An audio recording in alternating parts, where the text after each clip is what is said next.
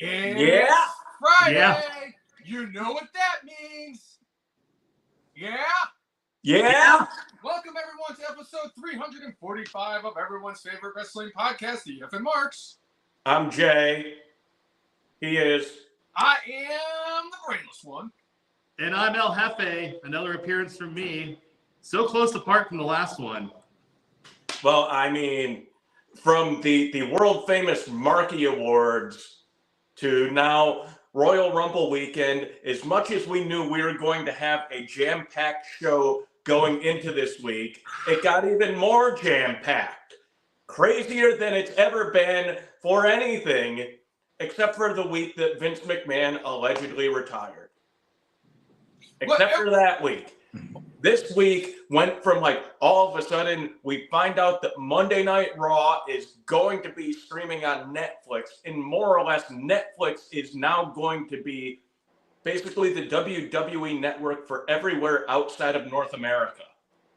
And it sounds like possibly going forward that it's going to be that way in the United States in a couple years. All that being said, it all pales in comparison to the literal crap that went down in the last day and a half. I Vince know. McMahon, just when we thought you couldn't do anything any dumber, and we go and find out about this. You mean he couldn't be any more dastardly, but yet he proved us wrong of his dastardliness. I mean, when he dyed his hair jet black and grew the mustache, you couldn't be any more living embodiment of a dastardly villain from a cartoon than Vince McMahon. It is such good shit, pal. Literally. But I'm sure both of you boys have read these allegations, and they are salacious. So salacious that Slim Jim has already paused their sponsorship with WWE. There's no quicker way to get fired than having sponsors pull out on you. Yep. And there is a personal code of conduct clause that when Vince came back to the company that he signed. I would say that this would be in violation of said code. It's a violation of many things, actually, including the law. Yeah. Allegedly. Allegedly. Yeah, we have, just remember, as we're talking about this, we have to kind of respect the law and respect the process. We can't convict Vince McMahon of these allegations at all. That said, I'm disgusted. This is awful. If anything in this lawsuit is remotely true, that man should get the Benoit treatment. We should never mention him again. We never have to see him again. I know it's we can't tell the story of wrestling about Vince McMahon. Well, you know what? We need to leave him in the past as much as we can. Right. And also, it's not just him who's implicated in this. This is a company-wide scandal, guys. This isn't just Vince McMahon. Yeah. John Laurinaitis is implicated in this. All signs point to Brock Lesnar being implicated in this. This is not a good look. This is a scandal. This is worse than the steroid scandal. This is worse than, this might end up being worse than the Benoit scandal. I mean, this is bad. This is bad. And these allegations, this woman, apparently she was paid off. She signed an NDA, and it was paid off. Partially paid off. And that's why I think she got pissed off. She was supposed to get $3 million. She got $1 million of it, and then Vince stopped responding. Yeah, see, so he violated. So she's with the rights to now pursue this, if that is true. So and even if it was that's how I know this is serious. That she's willing to do this, even after the original deal was made. Because clearly, something's amiss here, something's not going right on Vince's end, or the company's end, that she's not getting what they agreed to. So now it's okay, well, now we're gonna put this all out in the open, and now you're going to really be embarrassed and you're going to really owe me. And honestly, if this is found to be true, he could go to prison for this. And I don't think there's any way in hell TKO leaves that man in his place. No, absolutely not. No, they have to get rid of him. I mean, I'm sorry, like that should have happened probably by now. I know it's like, well, we have to do a due process and investigation. It's like, you've already given this guy a chance. All right. And that's another thing I want to talk about. They did this internal investigation last year when these allegations first came to light. What kind of investigation was this exactly? Like, was this just some like Loki doke lawyer who's like, oh yeah, I'll investigate for you, just give me a few $100,000 and call it a day? Like, I feel like nothing was ever really done here. And apparently in the lawsuit, she was never interviewed for this investigation. So, I mean, what are you doing here? Like, this is, and like I said, this is a part of the culture of the company. You know, Vince McMahon was in charge of WWE for years and years and years. And you know what? There's no way that other people did not know about this. There can't be. You know, if it's true, and there's no way other top level execs, top stars didn't know. There can't be it. I mean, like, you know how close Vince was with all of his wrestlers, with all of his guys. You know, you just, it's something you have to think about. You know, it makes me wonder, you know, a certain head of television production recently retired. Wonder if he saw this freight train coming down the road and said, I better get my buck tooth the hell out of here.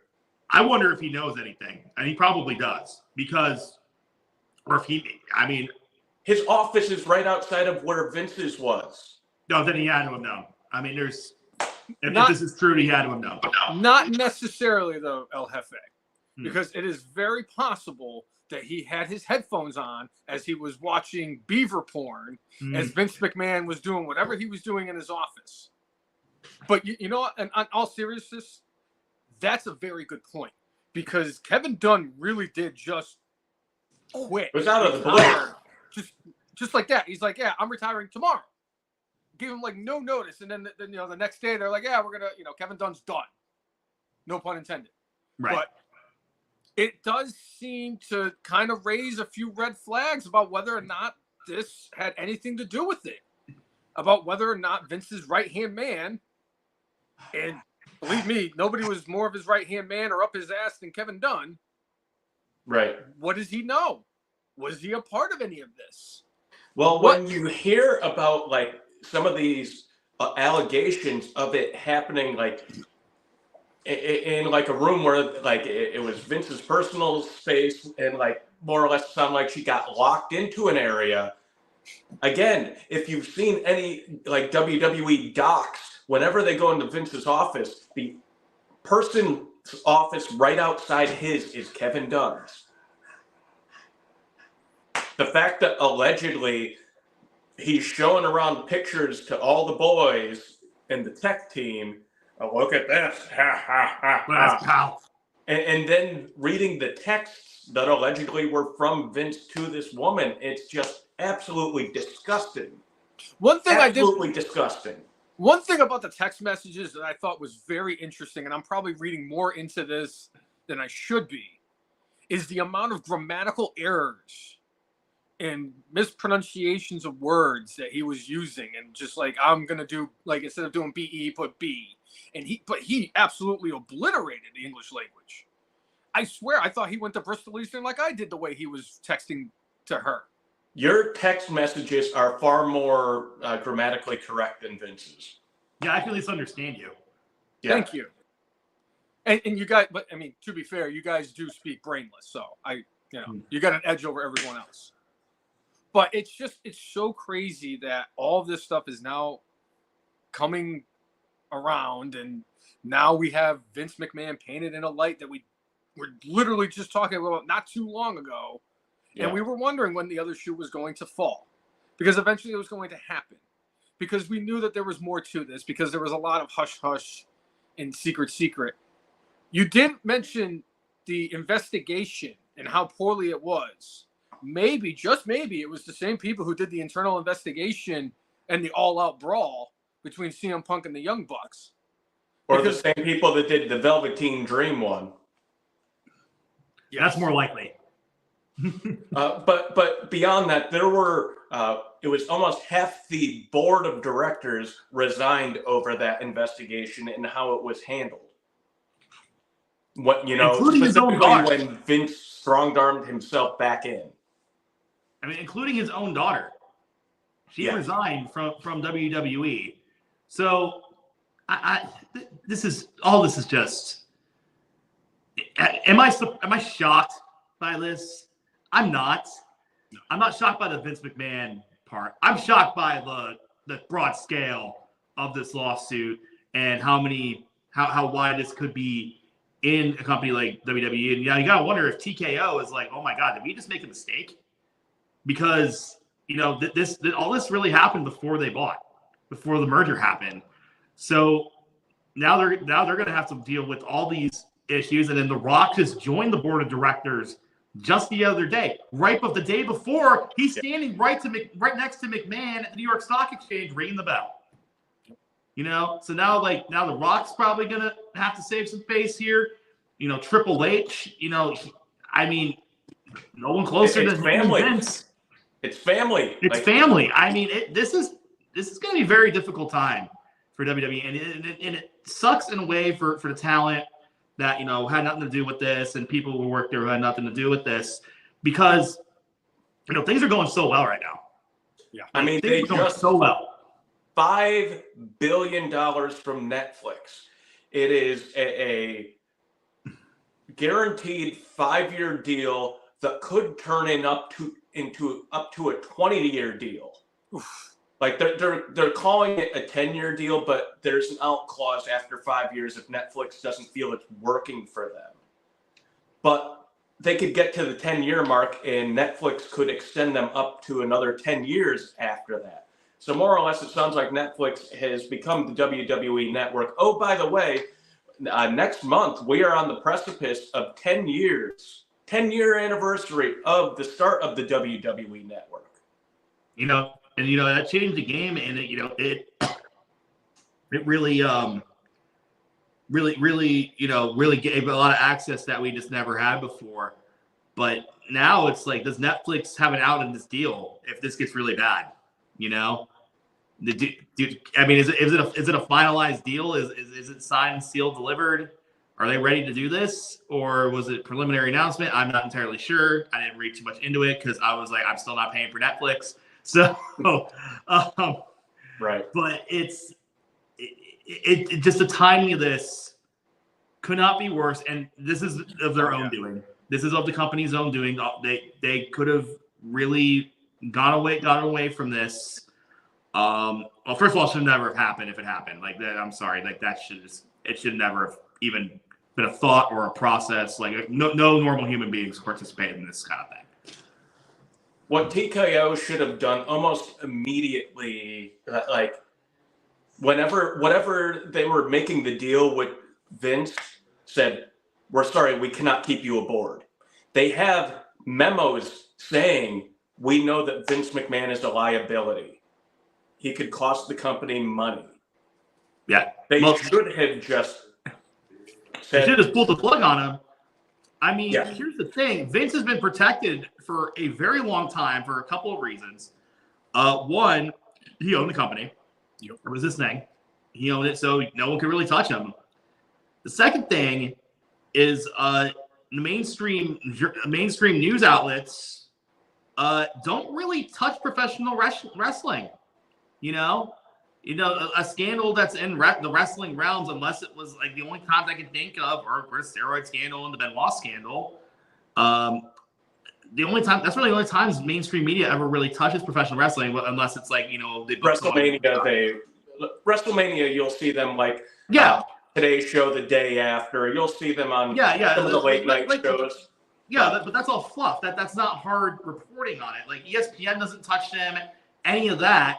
So it's Dave Meltzer, he's not good. Like he can only do so much. Dave Meltzer, like Sean Ross Sapp, those guys, they're really only trying to report on shows that are happening. They're trying to report on the booking and maybe rumors of like contracts and stuff like that. Hard news is not what they do. So that's another reason Vince McMahon's been able to kind of fly under the radar for so long with it, because there have been allegations against this guy on and off for so long, rumors, rumbling, all that stuff. But that's another reason he's been able to kind of, slide under the radar, because, mainstream news outlets in this country and really the world don't really cover professional wrestling like, the NFL or the NBA or even, more niche sports like NASCAR and the NHL, Right.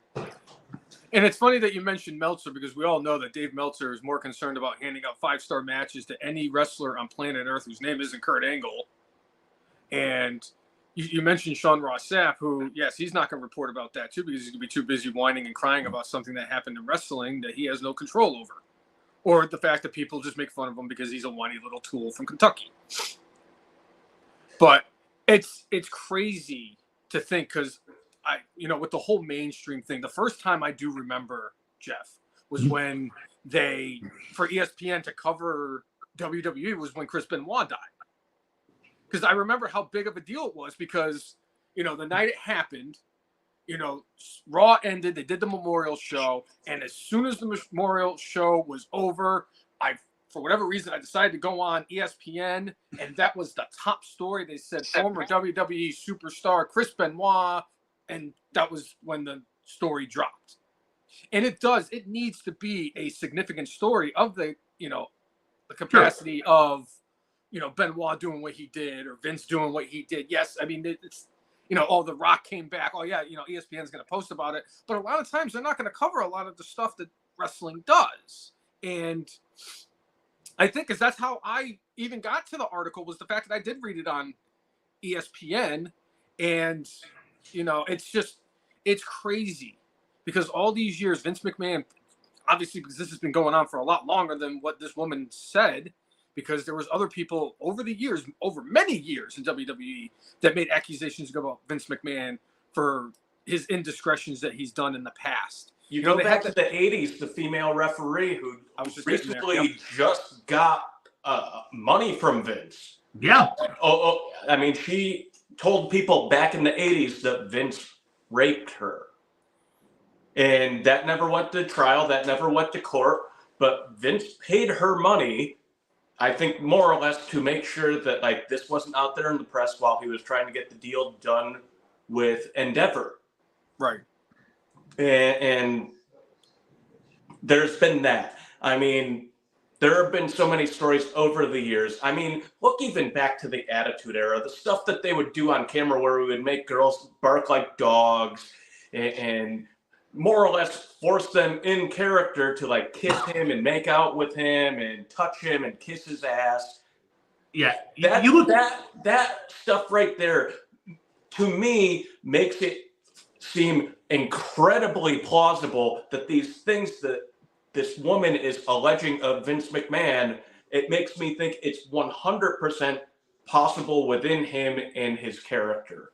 Right, and you think about the Attitude Era now these days, and the more that comes out about Vince McMahon, the more you look back on that time in wrestling, that's the time I grew up with wrestling, and, it introduced me to a lot of things about counterculture and things like that, but there are a lot of things that happen on those shows that now you look back on it, you kind of cringe a little bit. Sometimes you cringe a lot. You know what I mean? Some of the things they did back then just should not have happened, and it would not happen now, and it couldn't. And I blame one person for that, Vince Russo. And he's a big reason too, and that's a different story. That's a different situation. But when talking about Vince McMahon, he had all control over that, and it's just some of the things they did and the things he approved of them doing were. I mean, I don't understand, and I understand why, that's another time WWE was covered by probably mainstream media because, it was controversial. I remember seeing the old news graphics board, Jay, it said, this year on WWE programming, 600,000 cross chops or something like that. Like, and What? 32 penis references. And now like, Embiid is like fined $35,000 each time he crotch chops in the NBA. which I think is hilarious because I don't even think he's old enough to remember the Attitude Era, to be honest. But WWE is offering him free tickets to when WrestleMania comes to Philadelphia in 2.5 months. At WrestleMania Extra Large? Yes. Extra large. Yeah. All right, a couple things in chat I do want to get to. Chris Brown saying more or less like we now have heavy candidates already in the clubhouse before the end of January for mark-out moment of the year and for shit bag of the year. I mean, and Brainless no one's moment going to of be the able to. No one will top this for shit bag. We could probably already give the award out already, to be honest with you.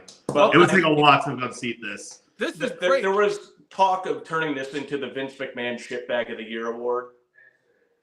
No, I mean, I think we could.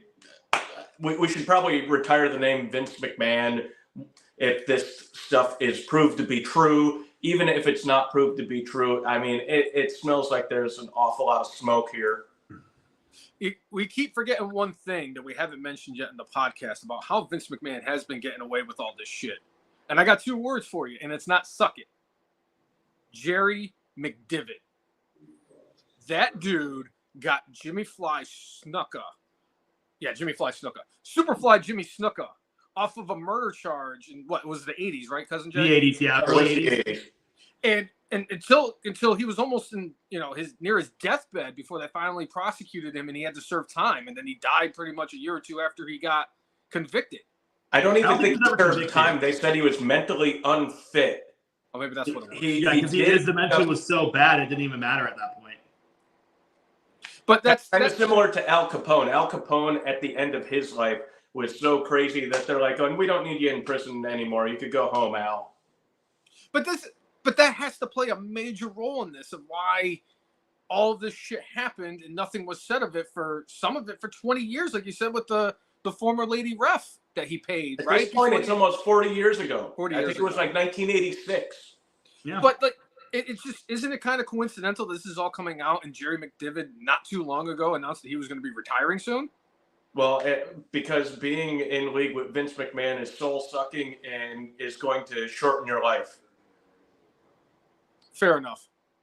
I just think that he played a really big role in why Vince McMahon was able to get away with a lot of the stupid shit he was able to get away with for so many years. It certainly is possible that he no longer has the McDivitt shield. Yes. All right. So one of the theories out there, tinfoil hat theories, and I love them because I certainly can feel this one. The same week that we get the announcement of the Netflix WWE deal, we know there is a long in the process documentary about Vince McMahon's life that they're going to drop sometime in 2024. Is that a way to prime up subscribership before the move over to Netflix? Oh, by the way, did they know all this stuff was going to come out simultaneously? And as much as I'd like to think, like, there's no way they would do this. This would feel like a really bad idea. I don't put anything past Vince that, yeah, let me take the slings and arrows. I'll take it. I've always taken it. I've always gotten away with it. I've got the devil himself, Jerry McDevitt, in my pocket. Yeah, there's no way. These lawsuits, they do take time to file, but the timelines are just, it just depends on when you can get it done, So there's not really, I mean, maybe the Netflix deal, yeah. The lawsuit, no. Absolutely not. I think the lawsuit timing was just very, very poor for WWE for sure. Oh yeah. But I don't think her legal team is thinking anything of that sort. They don't really care about that, Right. And I don't want to get into all the sordid details of what went on because it's just absolutely disgusting. It is out there for all of you if you want to read this stuff. But yeah, read that on your own. You are a at the time like 75-year-old grandfather, and you're doing this stuff to somebody, and it sounds like she was kind of uncomfortable with the whole situation from the beginning. But like, all right, I'll have a career advancement, this, that, and the other thing, and that's the thing. She didn't even work there. Didn't she live in like the same building as him or something? Yeah, she was there. They lived. And in he the same recruited building. her, and then I guess it was for this. And I think that's what she's accusing him of. And he recruited her in 2019, 5 years ago, right after her parents died. Right. So not only did he recruit her to do all this stuff, he recruited her when she was vulnerable. I think some people would refer to that as grooming. Exactly. I mean that's where the sex trafficking part of this comes in. Obviously, again, allegedly, all alleged, can't convict anyone here. But what's in that if what's in those documents are true, this is very detailed. That's what's sticking out to me. This is very detailed. She made sure to tell her lawyers a lot, and make sure to tell the court a lot. And make sure the public knew. And make sure the public knew exactly what what he's talking about here. And then with the text messages too, that took it to a next level, like showing that where it's like, if these text messages are really from Vince, it certainly paints a fuller picture of what it's like. And you know what? If Vince loses this lawsuit, what else comes out? What other former women's wrestlers, come out and say, hey, this happened to me too, or people who worked at the company, maybe in the corporate level, or even the referees and whatnot. It's like this. There's a chance this is just the tip of the iceberg, and we're obviously going to have to let this play out. Legal system needs to take its course. Obviously, it's probably going to be a jury trial with this, I believe. So we're just going to have to let everything come out in court and just kind of roll with it from there. But it's not a good look right now. It's just not a good look. And the court of public opinion is probably sometimes harsher than the actual court of law.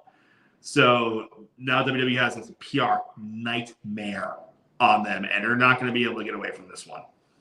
The funniest part, the ironic part is I know exactly where the court was because I used to pick up and deliver with FedEx at the courthouse in Hartford that this was set and prosecuted at or processed at.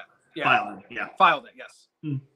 And like you said too, El Jefe, who else is going to be kind of implicated on this? Not even just like the former female wrestlers or other victims, but like you said, like Brock Lesnar and Johnny Ace were on this list.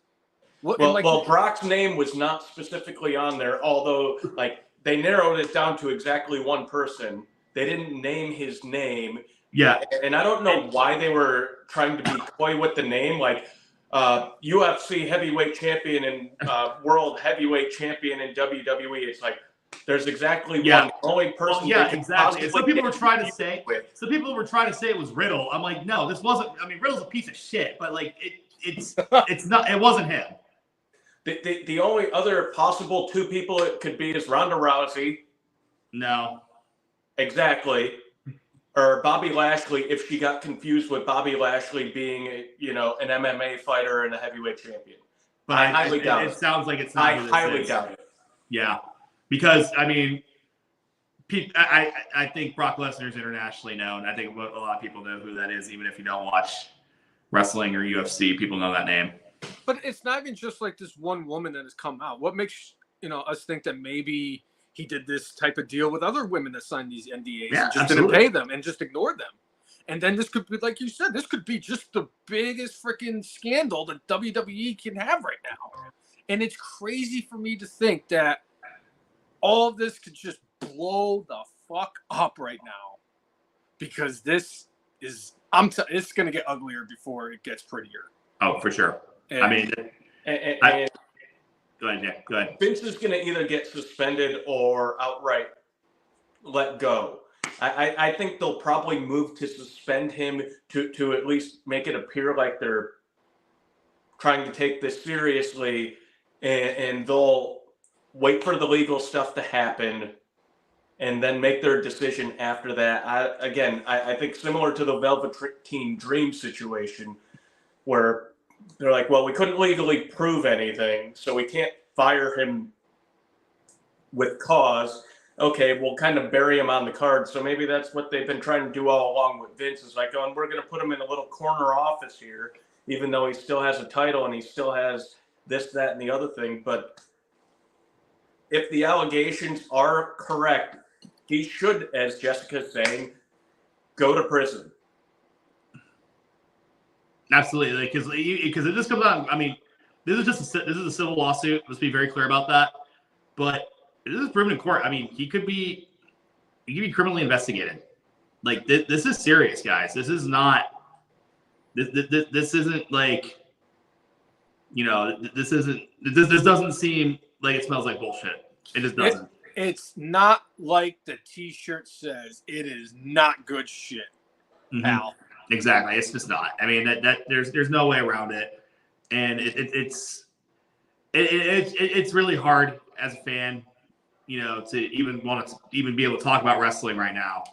I know we're going to, and that's why a lot of people have tuned in today to watch us. But we could not address this. Oh no, this was too big of a situation to just ignore. Well, and as you brought up earlier, El Jefe, it's like earlier this week, The Rock became part of the board of directors. Yep.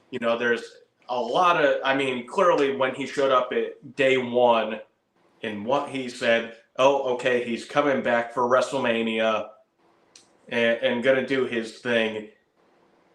I don't think The Rock has taken a lot of L's because of crappy things he's done. Have you seen all of his movies? He's made quite a fine amount of money with them, so I'm sure he'll sit there and take, all right, you don't like my movie? Ha, ha, ha, look at my piles of cash. But the fact that he was, like, standing next to Vince McMahon this week, right before this happens. And I know Vince, with the top level talent, a lot of them have considered him a father-like figure. And it sounds like he is a good, decent human being to them. It sounds like maybe if you're lower on the card, maybe not so much. But all that being said, earlier in 2023, when he did the video with Oprah, and he meant well. Hey, let's help Hawaii after these wildfires. We need to send them money. It's like, you got a dude worth several $100 million and you got a woman worth over $1 billion, and you're asking for other people to give money. Yeah, that's a bad look. What they should have done with that commercial is said, hey, we just donated, $10 million of our own money, and we'd like you to continue to help. That would have looked better, but that didn't help The Rock too much. And yes, his movies have not been as popular as his past movies have been. Correct. All that being said, it's like Rock's like going, my last hurrah in WWE as far as having a match. And then all the shit hits the fan. And it's tough with Dwayne because he's just been there on and off for 2 decades now. Yep. So he's so far removed from it. I mean, not saying that he probably he was a lot younger back in his heyday. I think he left. I don't even think he was 30 when he left. Yeah, he left basically in 2004, 2005. Yeah, so he was maybe like early 30s when he left. I think he's probably the same age I am now, to be honest. And so when you're younger, and someone's making you a star, you kind of just play the game. I don't know how much he knows. I don't know how much, he how close he was with Vince over the years, besides doing business with them. So, I can't really speak for Dwayne in that aspect. I just know that it's just shitty timing. Yeah. Chris Brown has a unique perspective in the chat. Ryback has been right about Vince the whole time. Oh, well. And he's not wrong. He is not wrong. The Ryback was actually right about something. What's the old saying? Even a blind squirrel finds a nut. Broken clock's right twice a day. Yeah. Yeah. And this is from the guy who said that when he returns to professional wrestling, it's going to overshadow whatever Punk's reaction was at the Survivor Series. Ryback. Maybe it'll be louder with booze, but I think it'll be as loud as when Enzo went to, what was it, GCW? No. You mean it's going to be just as bad as when Jason Jordan came out during that entire thing with him as Kurt Angle as his, illegitimate father? Yeah. And the crowd goes wild as Jason Jordan makes his way to the ring. Well, I thought it was going to be Chad Gable as the other guy. Yeah. I had a point, and I just can't remember what it is right now. I'm sorry. You're fine. It'll come back to me. Maybe in an hour or something, because that's how my brain works. Yeah. Yeah. Yeah. All right. So there was another announcement this week. So a few weeks ago, WWE decided they were going to go back to 2-man booths for wrestling. And we got Corey Graves and Michael Cole on Raw. Was it Corey Graves and Michael Cole? No. Or was it Wade Barrett and Michael Cole on Raw? Wade Barrett and Michael Cole. It wasn't Michael Cole and Graves. And then Corey Graves and the man that's perpetually out of breath, Kevin Patrick. Kevin the Padding Patrick. On SmackDown. Seth Rollins off the ropes. Jinder Mahal jumps off the top rope. Misses with the elbow drop. Yeah, I'm not going to miss that guy. By all accounts, it sounds like he was a decent human being, which, when we're comparing it on the Vince McMahon scale, I mean, you don't have to reach a high bar, but it sounds like Kevin Patrick was a really hard worker, really wanted to do well at his job, but he doesn't have the voice for it. I mean, he would have the excitement level, but he just was not good. Could they have possibly found something else for him to do? Maybe. But he was not made to, be on broadcast TV. I'm sorry.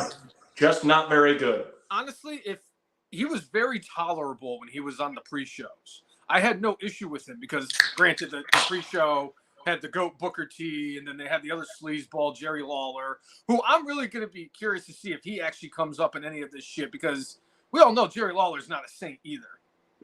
Not to, speak negatively or in a bad light of Jerry Lawler, because I know he'll just block me on Twitter again. But it's just, he was on, when he was on the pre-show, he was, like I said, he was at least tolerable. He was god-awful. I mean, we're talking Mike Adamle bad on the broadcast. He was Byron Saxton bad on the broadcast. He had to go. And I appreciate the fact that he was such a hard worker, and I've heard a lot of accolades because he was genuinely a good dude and, like you said, a hard worker. But at the end of the day, good people don't produce. You could be a good person and be a good announcer, but if you're a good person and bad announcer, sorry, you got to go. And I feel bad, especially for Michael Cole. The dude's getting up there in years and more or less going, hey, we're going to cut your schedule down, Michael. It's going to be great. Only going to have to work half the shows. We're doing this for you, Michael. And now all of a sudden he looks like he's going to be pulling double duty, at least for the short term. Right. And, to reiterate, and so, as someone who's been on that side of the microphone, as someone who's done play-by-play for sports, I know it's a little different than doing it for professional wrestling, but as someone who's done play-by-play for sports, it's not easy. It is not an easy job. I mean, people think like, oh, these announcers are so stupid. They may mess up and whatnot. No, there's a lot of information you got to take in with your eyes, with your ears. You just have to be aware of everything that's going on around you when you're calling these games and matches in this case.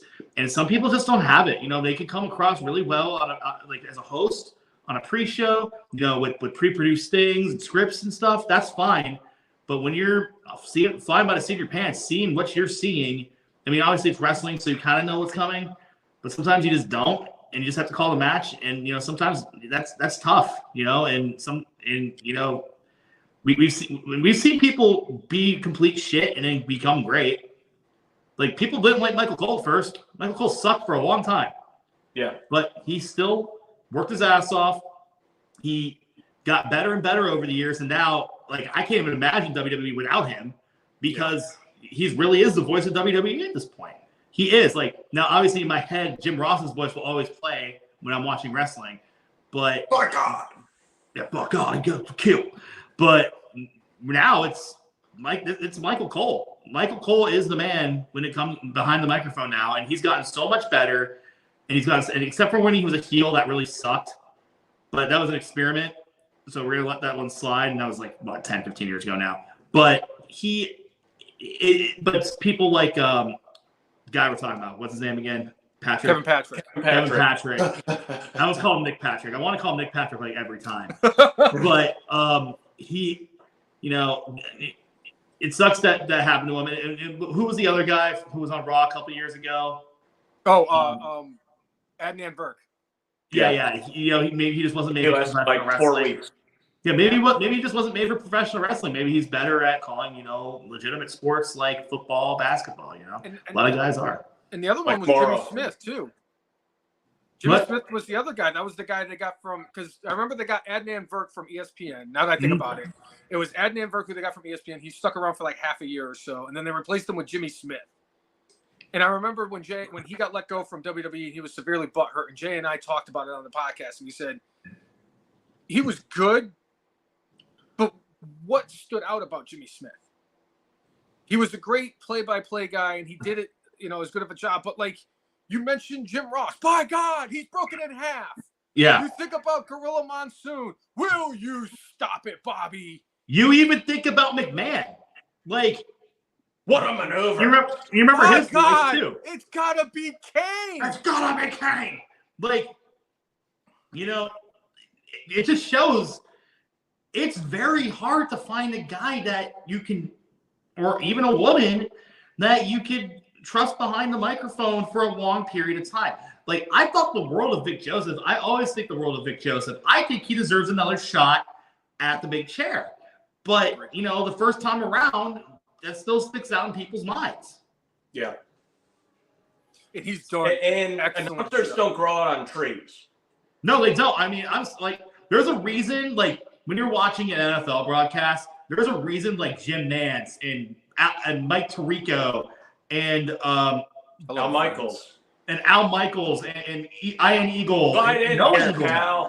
Gus Johnson. And Kevin Harlan. There's a reason why those guys are where they are, because they are so elite at what they do that you just can't imagine anyone else doing it. So when they get replaced by somebody that you're not familiar with or not, that isn't his skill, or not used to, it's hard for people to accept a new voice.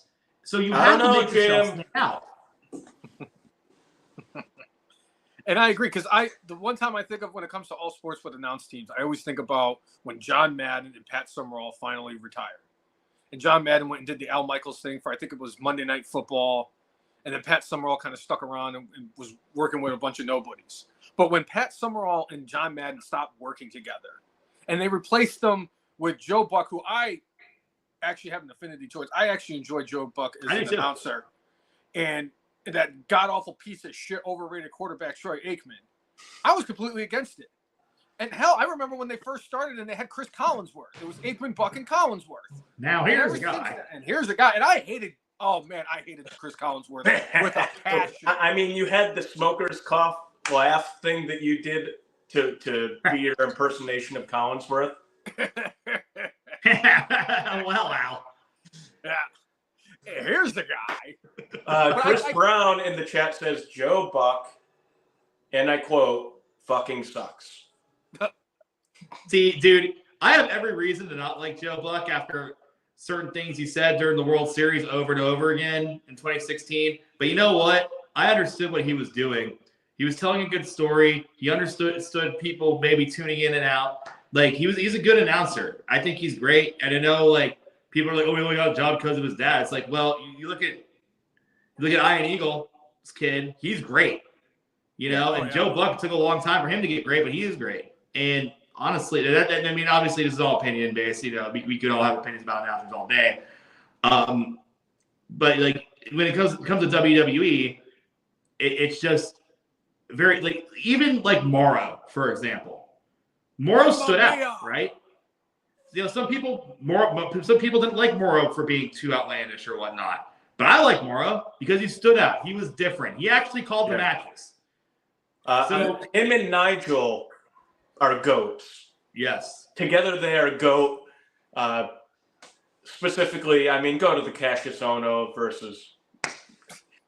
I forgot who he was going against, but he gained 75 pounds. No, that wasn't that one because he didn't have time to gain weight in that match. Yes, it was because it was the rematch.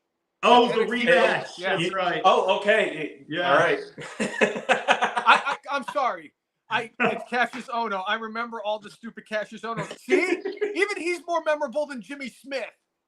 Oh no, the Mauler of Meatloafs is more of a bigger deal than Jimmy Smith. Well, I mean, Chris Hero was Chris Hero. I mean, like everyone liked Chris Hero before he got to WWE, and then except for catering. And then he got cut, and then he came back, and it was fat. I mean, like it happens. Really fat. Really fat. Like Vince Neil fat almost. He had to wear the basketball jersey. No. Yeah, but Vince Neil has the Batman shirt. Yes, that was his Batman shirt. The barbecue sauce stain, which Baron Corbin stole years later when he was the Olive Garden waiter in a Constable. And you did mention Mauro Ranallo. Mauro Ranallo to me was so special in what he did as a play-by-play guy. He reminded me so much of what Gus Johnson as an NFL, calling like college football and NFL games. Gus Johnson was just like they're the type of guys when they call a match or a game or whatever, they're the guys who are going to get you interested no matter what's happening. Mauro Ranallo is one of those guys, if he's doing the play-by-play of a dude painting a fence white, you're going to tune in because it's Mauro Ranallo, and he's going to say somebody's going to do a tope suicida as somebody's just literally painting the fence. And another guy I'd bring in there is Doc Emmerich. Yes. Oh, God. Yeah, Doc Emmerich. Well, Doc Emmerich stood out because he used his vocabulary because he was such a smart guy. And I learned so many words that I would never know without Doc Emmerich. Ricochet I learned the word ricochet, not from wrestling. I learned it from Doc Emmerich. All right.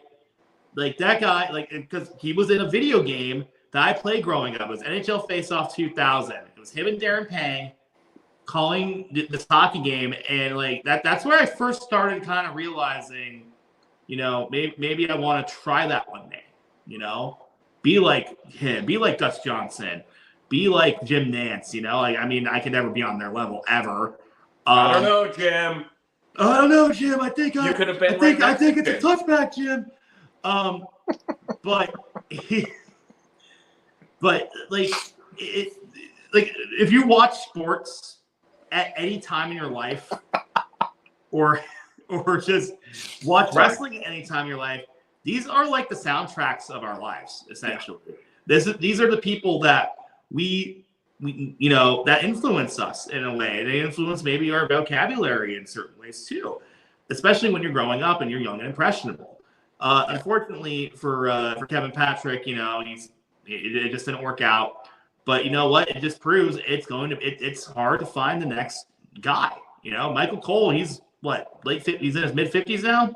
I'd say about that, yeah. Yeah, so he's going to be slowing down here in a little bit. And fortunately, Vince has nothing to do with the on-product thing now. He's not going to have anything to do with this thing probably soon anyway. But so fortunately, he'll be probably allowed to stay a lot longer than maybe like a Jim Ross was, because Jim Ross was gone by the time he was in his mid-50s, right? So maybe it's in his early 60s. But but it's just hard to find, good announcers that are just universally liked, Right. Here's a question. Since we are in the topic of the fact that they're now going to need a permanent replacement for Panting Patrick on SmackDown. So my question to you, because there is one big name that we did mention on the podcast, and it's a name and a voice synonymous with professional wrestling. I know he's up there in age, but can we rule out the possibility, since his contract did end and expire recently with AEW, can we rule out the possibility of Jim Ross returning and being the voice of SmackDown? No, but Jim Ross, it's not the same Jim Ross that we're used to. He's a little bit older now. He's slowing down a little bit. Even when he was in AEW, he's having a hard time calling some things. That said, if he wants to do pay-per-views or premium live events, as they call them now, would probably be awesome. Not gonna lie. If he's on the big four, calling big matches, I'm all about that. Like if they did like the main event, like he did like a main event, like if he called like a Rumble or something. If he called like a Royal Rumble, well, I don't think Cole would give up a Royal Rumble. Cole loves the Royal Rumble more than anything. Could you imagine? Like a WrestleMania match, SummerSlam, Survivor Series, big main events, women's main event, men's main events. That'd be huge. I'm gonna say generally no. Okay. And the idea is WWE over the last handful of years has wanted to get younger. Yes.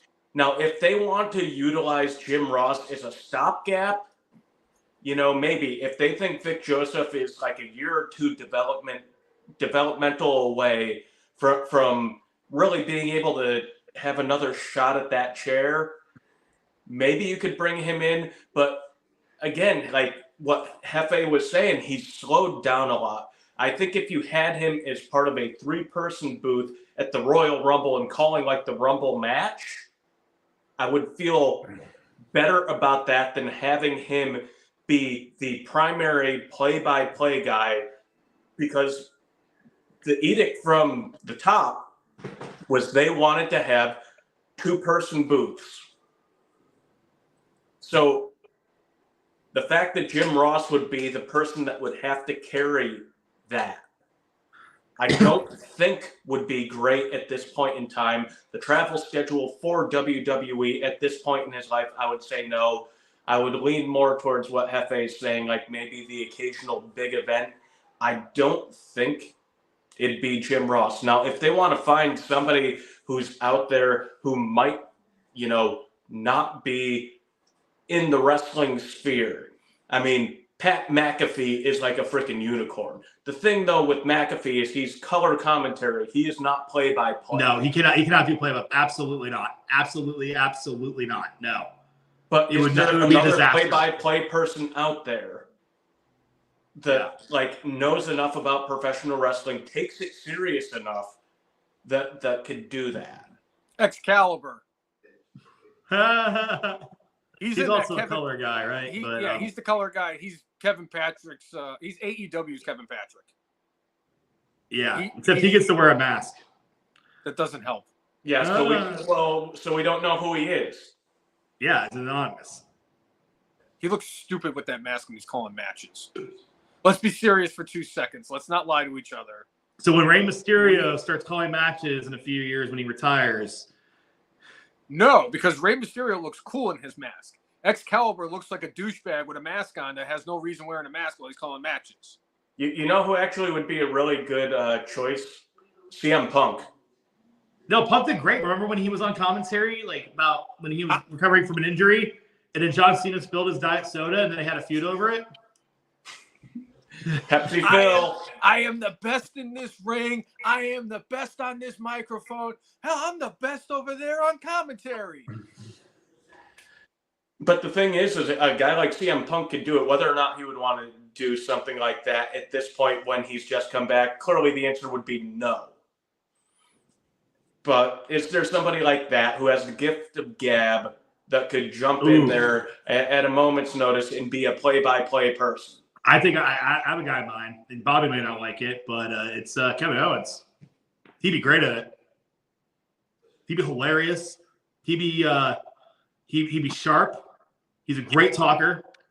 For someone for English, I guess English is my second language nowadays too. For someone who where English is not his second language, or English is his second language. His second language. Yeah, he just talks better than most guys who speak it as a first language.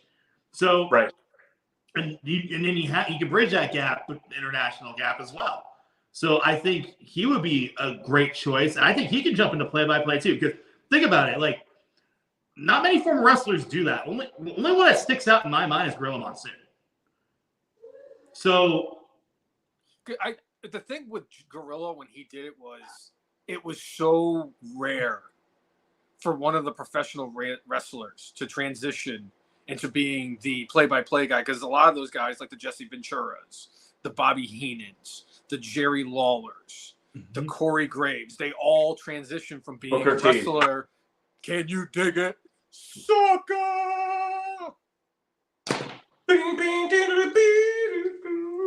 But all of those guys, as wrestlers, they all transition easier into being color analysts. Well, yeah, because they're analysts. I mean, they know what they're doing in there. I mean, they've been in the ring. Most play-by-play guys have never wrestled a match in their life, and even if they have, they probably shouldn't have. I don't know, Jim. It would be like if Tom Brady retired and became the play-by-play guy for Fox next year. It'd be like Pat Summerall, for example. He's another example of that. Yep. Bob Uecker's a big example of that too. Oh, Bob Uecker's the GOAT. It's his birthday today. Is it? How old is he? 90 years old. God bless him. Yeah. He was the only good part about Major League 2. True story. But yeah. but you know that's a hell of a thing to bring up, because Bob Uecker's in the WWE Hall of Fame. Mm-hmm. Yeah. But I don't want to see Kevin Owens doing play-by-play. No. And I actually like the whole idea of CM Punk doing it, because you know, I'm not going to speak ill of the dead. I'm sorry, I will not do it. But when Bray Wyatt returned at Extreme Rules in October of 2022, and he didn't get into the ring on television until he had his Mountain Dew Pitch Black match, which was an absolutely a miscarriage of justice watching that thing. Yeah. But he didn't have any matches on television, just a couple of matches in live events. And people were losing their mind. Why did they sign him in the first place? And why is he there? Is he going to do anything? Hell, I made memes about it. Come on, Bray Wyatt, do something. And here we are. CM Punk returned in November. And the Royal Rumble is tomorrow. Has CM Punk had an actual live televised match since he's returned to WWE? Has he? I don't know. No. See, like that. He's going against Dom. Well, here's the thing. Like, this is also kind of a build-up, though. I mean, I understand the psychology around it, because CM Punk is an attraction, right? Yes. Like, getting them back. I mean, people have been wanting this since the day he walked out the door after the 2014 Royal Rumble. People wanted him back, and now that he's finally back, it's like, okay, we have him in the realm. We have him on the microphone. He probably had to get back into ring shape. So. Relearn how to wrestle. Yeah. So now, like tomorrow, he's going to be in the Royal Rumble, and we'll have our predictions in a minute. But obviously, he's going to be ready to go for that. And who knows what he'll enter? Who knows what's going to happen? But it's going to be fun. I think my big point that I was going to make with CM Punk, because of the fact that I made the comparison to Bray Wyatt. If you're not going to have CM Punk wrestle, which is fine. Anytime CM Punk's on the TV, it's must-watch TV. Why don't you just put him in on the SmackDown commentary? Have him work SmackDown until they get a permanent replacement. Maybe Vic Joseph needs another 3 to 6 months. I think Punk would be good for that. Maybe have him go and do it till WrestleMania. And this way, it keeps him on television. It puts eyeballs on the screen, because who's not going to want to watch SmackDown if CM Punk's calling it? And I think if ultimately the end game at some point is that CM Punk and Roman Reigns are going to have their head-to-head. They haven't had a head-to-head yet since Punk returned to WWE, if I'm not mistaken. I could be wrong, but I don't think they've actually had their face-to-face yet. They've referenced each other, but they're on separate shows. So, unless even if CM Punk is the winner of the Royal Rumble, if right now it's an if Seth Rollins is healthy, the storyline is Seth Rollins. It's not Roman Reigns. No, I get that, and I know that for the short term that it's Seth Rollins. But eventually, because the biggest star in the company, CM Punk, and the biggest star in the company, Roman Reigns, and the biggest attraction in the company, now CM Punk, eventually they're going to have to intertwine with each other. And it's not the same as the irresistible force and the immovable object outside of the Superdome in New Orleans, brother. We're talking about Punk and Roman. Because I know that the rumors were that once he was done with Seth Rollins, Punk's going to need to do something, and they've pitched the idea of him doing Roman. So eventually they're going to have to cross paths. Eventually you're going to have that interaction and the uncomfortable awkwardness as Paul Heyman and CM Punk are staring back and back at each other. I'm just saying, it's not the craziest thing I've said. It's clearly not the craziest thing I've ever said in this podcast.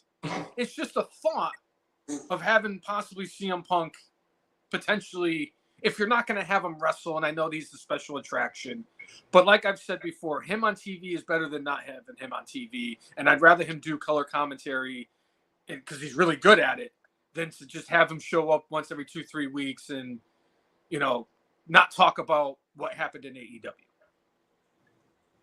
Well, SmackDown needs a play-by-play person. All that aside, Tim asks, who has more NDAs, Vince or Jericho? Vince. Vince has got 40 years on him. Right. Yeah. All right. Hey, ask Timmy who he wants as head coach, by the way. For the Washington, not the Redskins. Belichick. Belichick.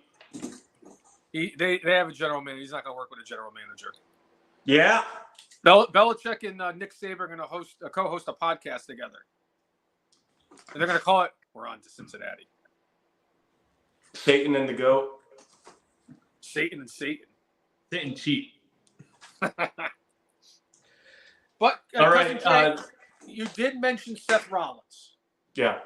So, as you know, everybody knows from last week when he had his match against Jinder Mahal for the World Heavyweight Championship, where Tony Khan went tism over the fact that the Jinder was a bigger deal than anybody in AEW. And in the match, Seth Rollins had partially torn his meniscus and tore his MCL, and a lot of people were speculating what was going to happen. So they made the big announcement over the weekend that Seth Rollins was going to kick off Monday Night Raw this past Monday and announce to the world what was going to happen. And he came out there with the brace on his knee, and he had that disheveled look on his face. And boy, I'll tell you, if I was playing poker against Seth Rollins, I would have folded the shit out of my cards because he sold the shit out of me. He had the tears in his eyes. He looked like he had somebody just kidnapped his child. That's how sad he looked. And I really thought, oh man, he's going to have to relinquish the championship.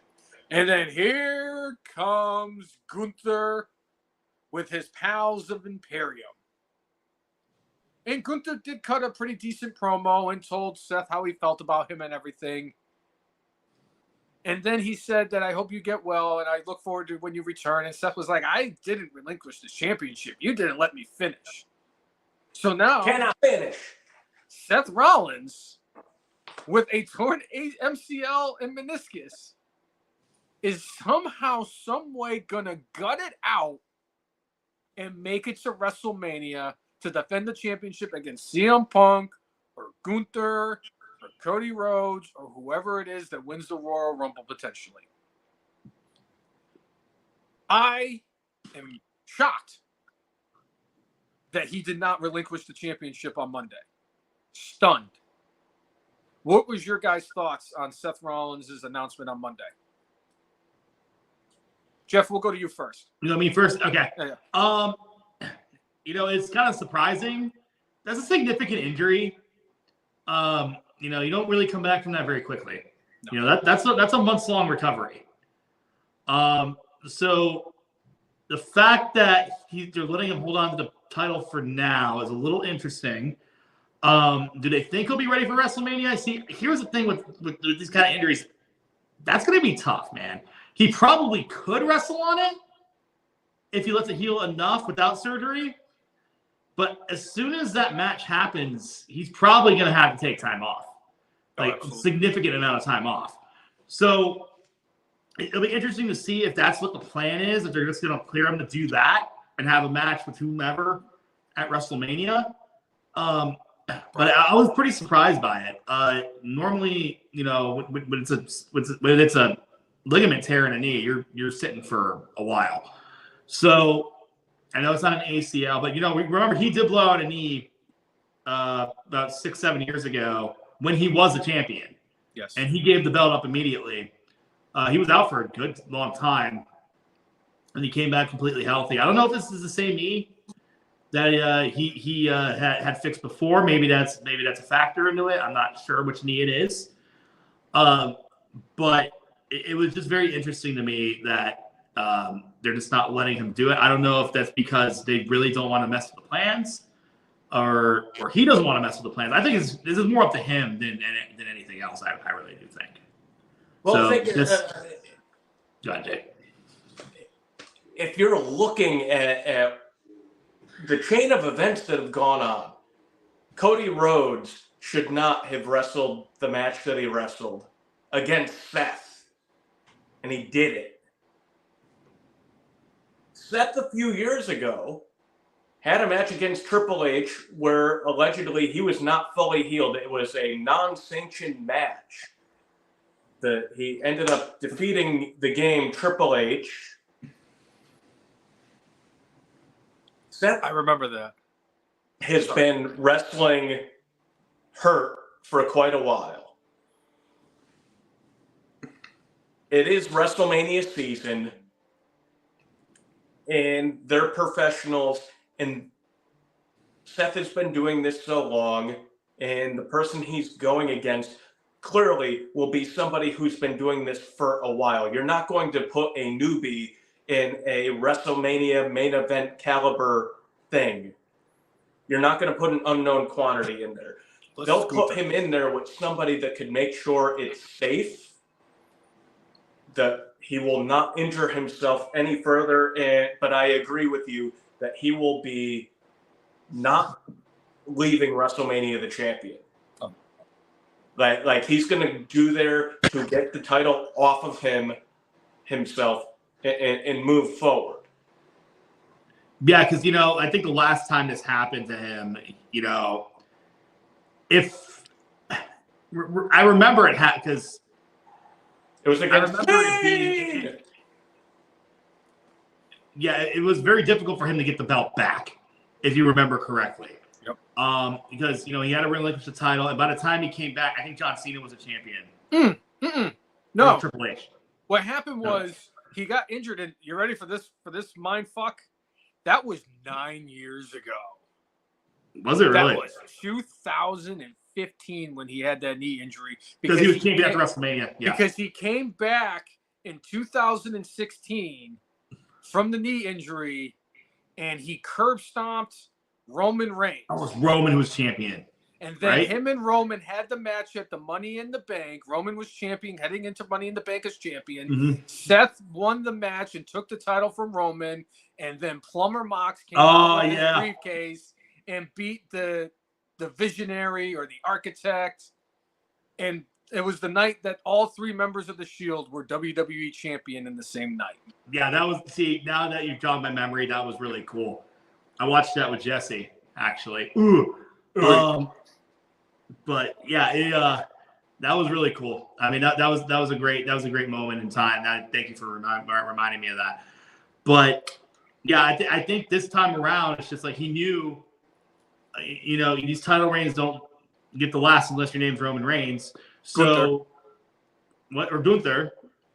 So I think that's probably why he's trying to push through and just have the match with whomever they're going to have him. They're going to book him against at WrestleMania, whoever they're planning for, whether it's the Royal Rumble winner or somebody else, and just kind of leave it at there. And, you know, and I think he realizes this too. You know, he's not as young as he used to be. I think he's nearing. He's not that old. I think he's like 37 at this point, maybe 38. Somewhere in that 35, 38 range, Joe. Yeah, probably around that range. So he's still got a lot of career left.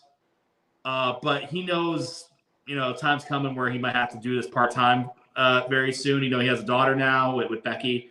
So it will be interesting to see where his career kind of goes from here. But I still think we have some more years of Seth Rollins left. But again, he's a professional. He wants to be at WrestleMania. He doesn't want to miss another WrestleMania where, you know, he's the champion. Yep. So I can see his perspective on this, but again, we just don't want to see, you know, any more damage to his knee to the point where where it could cause permanent, you know, difficulties for him. So I'll just say a couple of things about that. There have been football players that have continued playing with torn ACLs. We know somebody that we play kickball with that plays more or less without an ACL. Mickey Mantle played an entire career without an ACL. It's not as crucial to movement as the ACL is. Seth puts a brace on this and builds up the muscles around it. He could protect his leg enough between now and WrestleMania to do this thing. All that being said, why didn't Damian Priest cash in? You have a champion who says that he's injured. Now, hey, I understand part of this is, oh, okay, we had this plan for Seth. We're still going to go through with the plan. But if you're trying to hit somebody while they're vulnerable, you have an entire faction with you. You can injure the champion who's already, like, not in the best shape, and you can take the title. That's a possible thing they could even do at the Royal Rumble. It's possible that they could have Damian Priest take out Seth Franklin Rollins at the Rumble.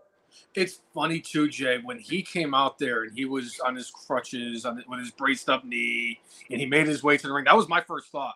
I said, oh my God, they could really, the spooky pals could make an appearance and Damian Priest can become world heavyweight champion. That thought 100% crossed my mind as well. So I'm glad that you and I were on the same wavelength on that. To be a champ. To be the champ. Because he would have 3 titles. Yeah. First person to do that since The Miz. Yeah. Yeah.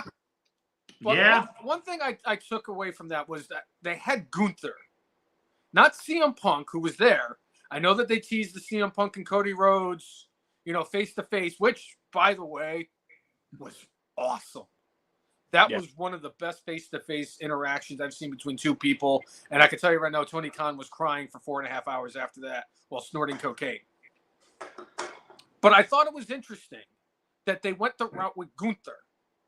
There was no, you know, any kind of a hint that they were going to do anything with Gunther and Seth Rollins in the immediate future. It's been really Punk and Seth, or Seth and Drew, or Seth and Priest, and Seth's fighting all these people. But Gunther has not been on his radar. Gunther the Great, and I'll die on this hill. I know we had that conversation a couple weeks ago. I will die on this hill. Gunther is the greatest intercontinental champion of all time.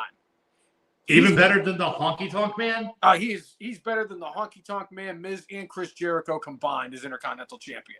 No, seriously, no, he is. And, you know, I talked to him about that, too, when I talked to him a few months ago, because that was around the time the record was about to be broken. And he's just so humble about it. You know how those people from Germany, Austria are. They're very literal. Yeah. So you're just like, literally. It's great. But he's so good at what he does, and he's just so fun to watch in the ring. And he's become a good promo, which is huge. So that's really all I have to say about Gunther right now. But I'm probably gonna elaborate more on him a little bit later. I'm gonna say this: Gunther was under a huge microscope. He was one of those guys that tried to avoid the main roster because he kind of liked what he was doing in Europe, because he liked to do all the other independent bookings that he did, and he liked being champion elsewhere. Then, he came over to NXT, and he was getting through developmental. Okay, maybe he's going to be coming through and making it to the main roster.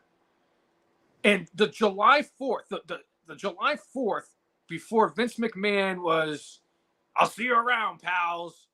Then, now, forever, ever, brother, pal." And ever since then, Gunther became Intercontinental Champion. Gunther spent more time as Intercontinental Champion than Vince McMahon stayed away from WWE. Yeah. And he has done so much to bring back the prestigiousness of the Intercontinental Championship. That title, how many times did we used to talk about how that title was a joke, Jay? How many times?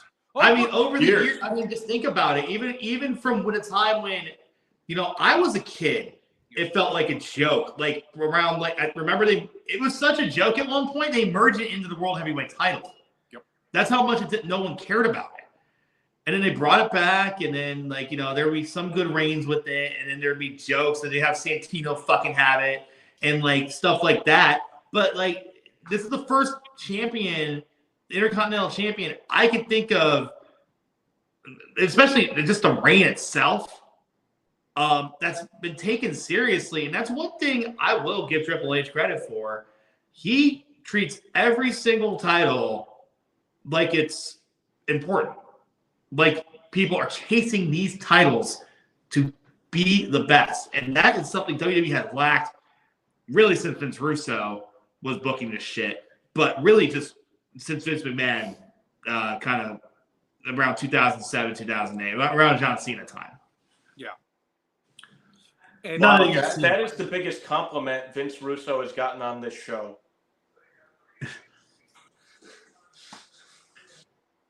Hey, we know it wasn't coming out of my mouth, so obviously somebody else had to say it. I wasn't really a compliment. It was more of an observation.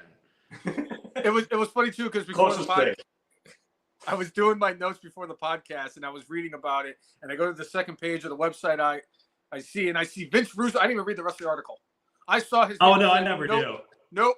Because there's been too many clickbait articles. It said wrestling legend, wrestling writer, esteemed former WWE employee. And I'm like, I wonder what this is about. Vince Russo. Nope. I would rather get a root canal with no Novocaine than have to listen to Vince Russo talk about anything. Bro.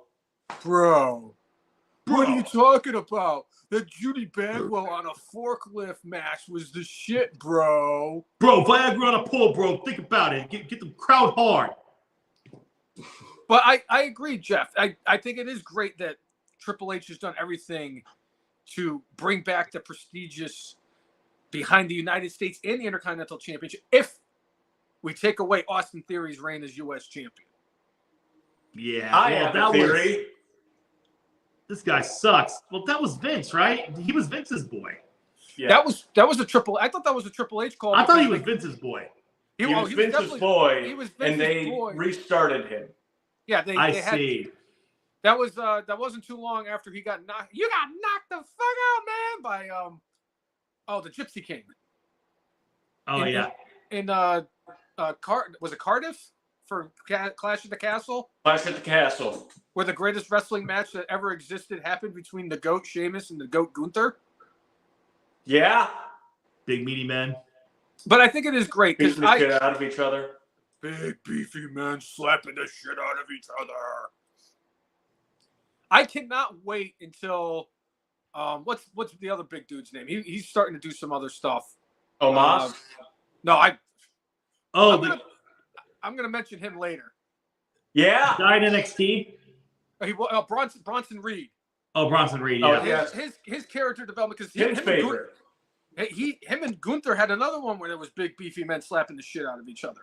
Him and Ivar wrestled. That was two big beefy men slapping the shit out of each other.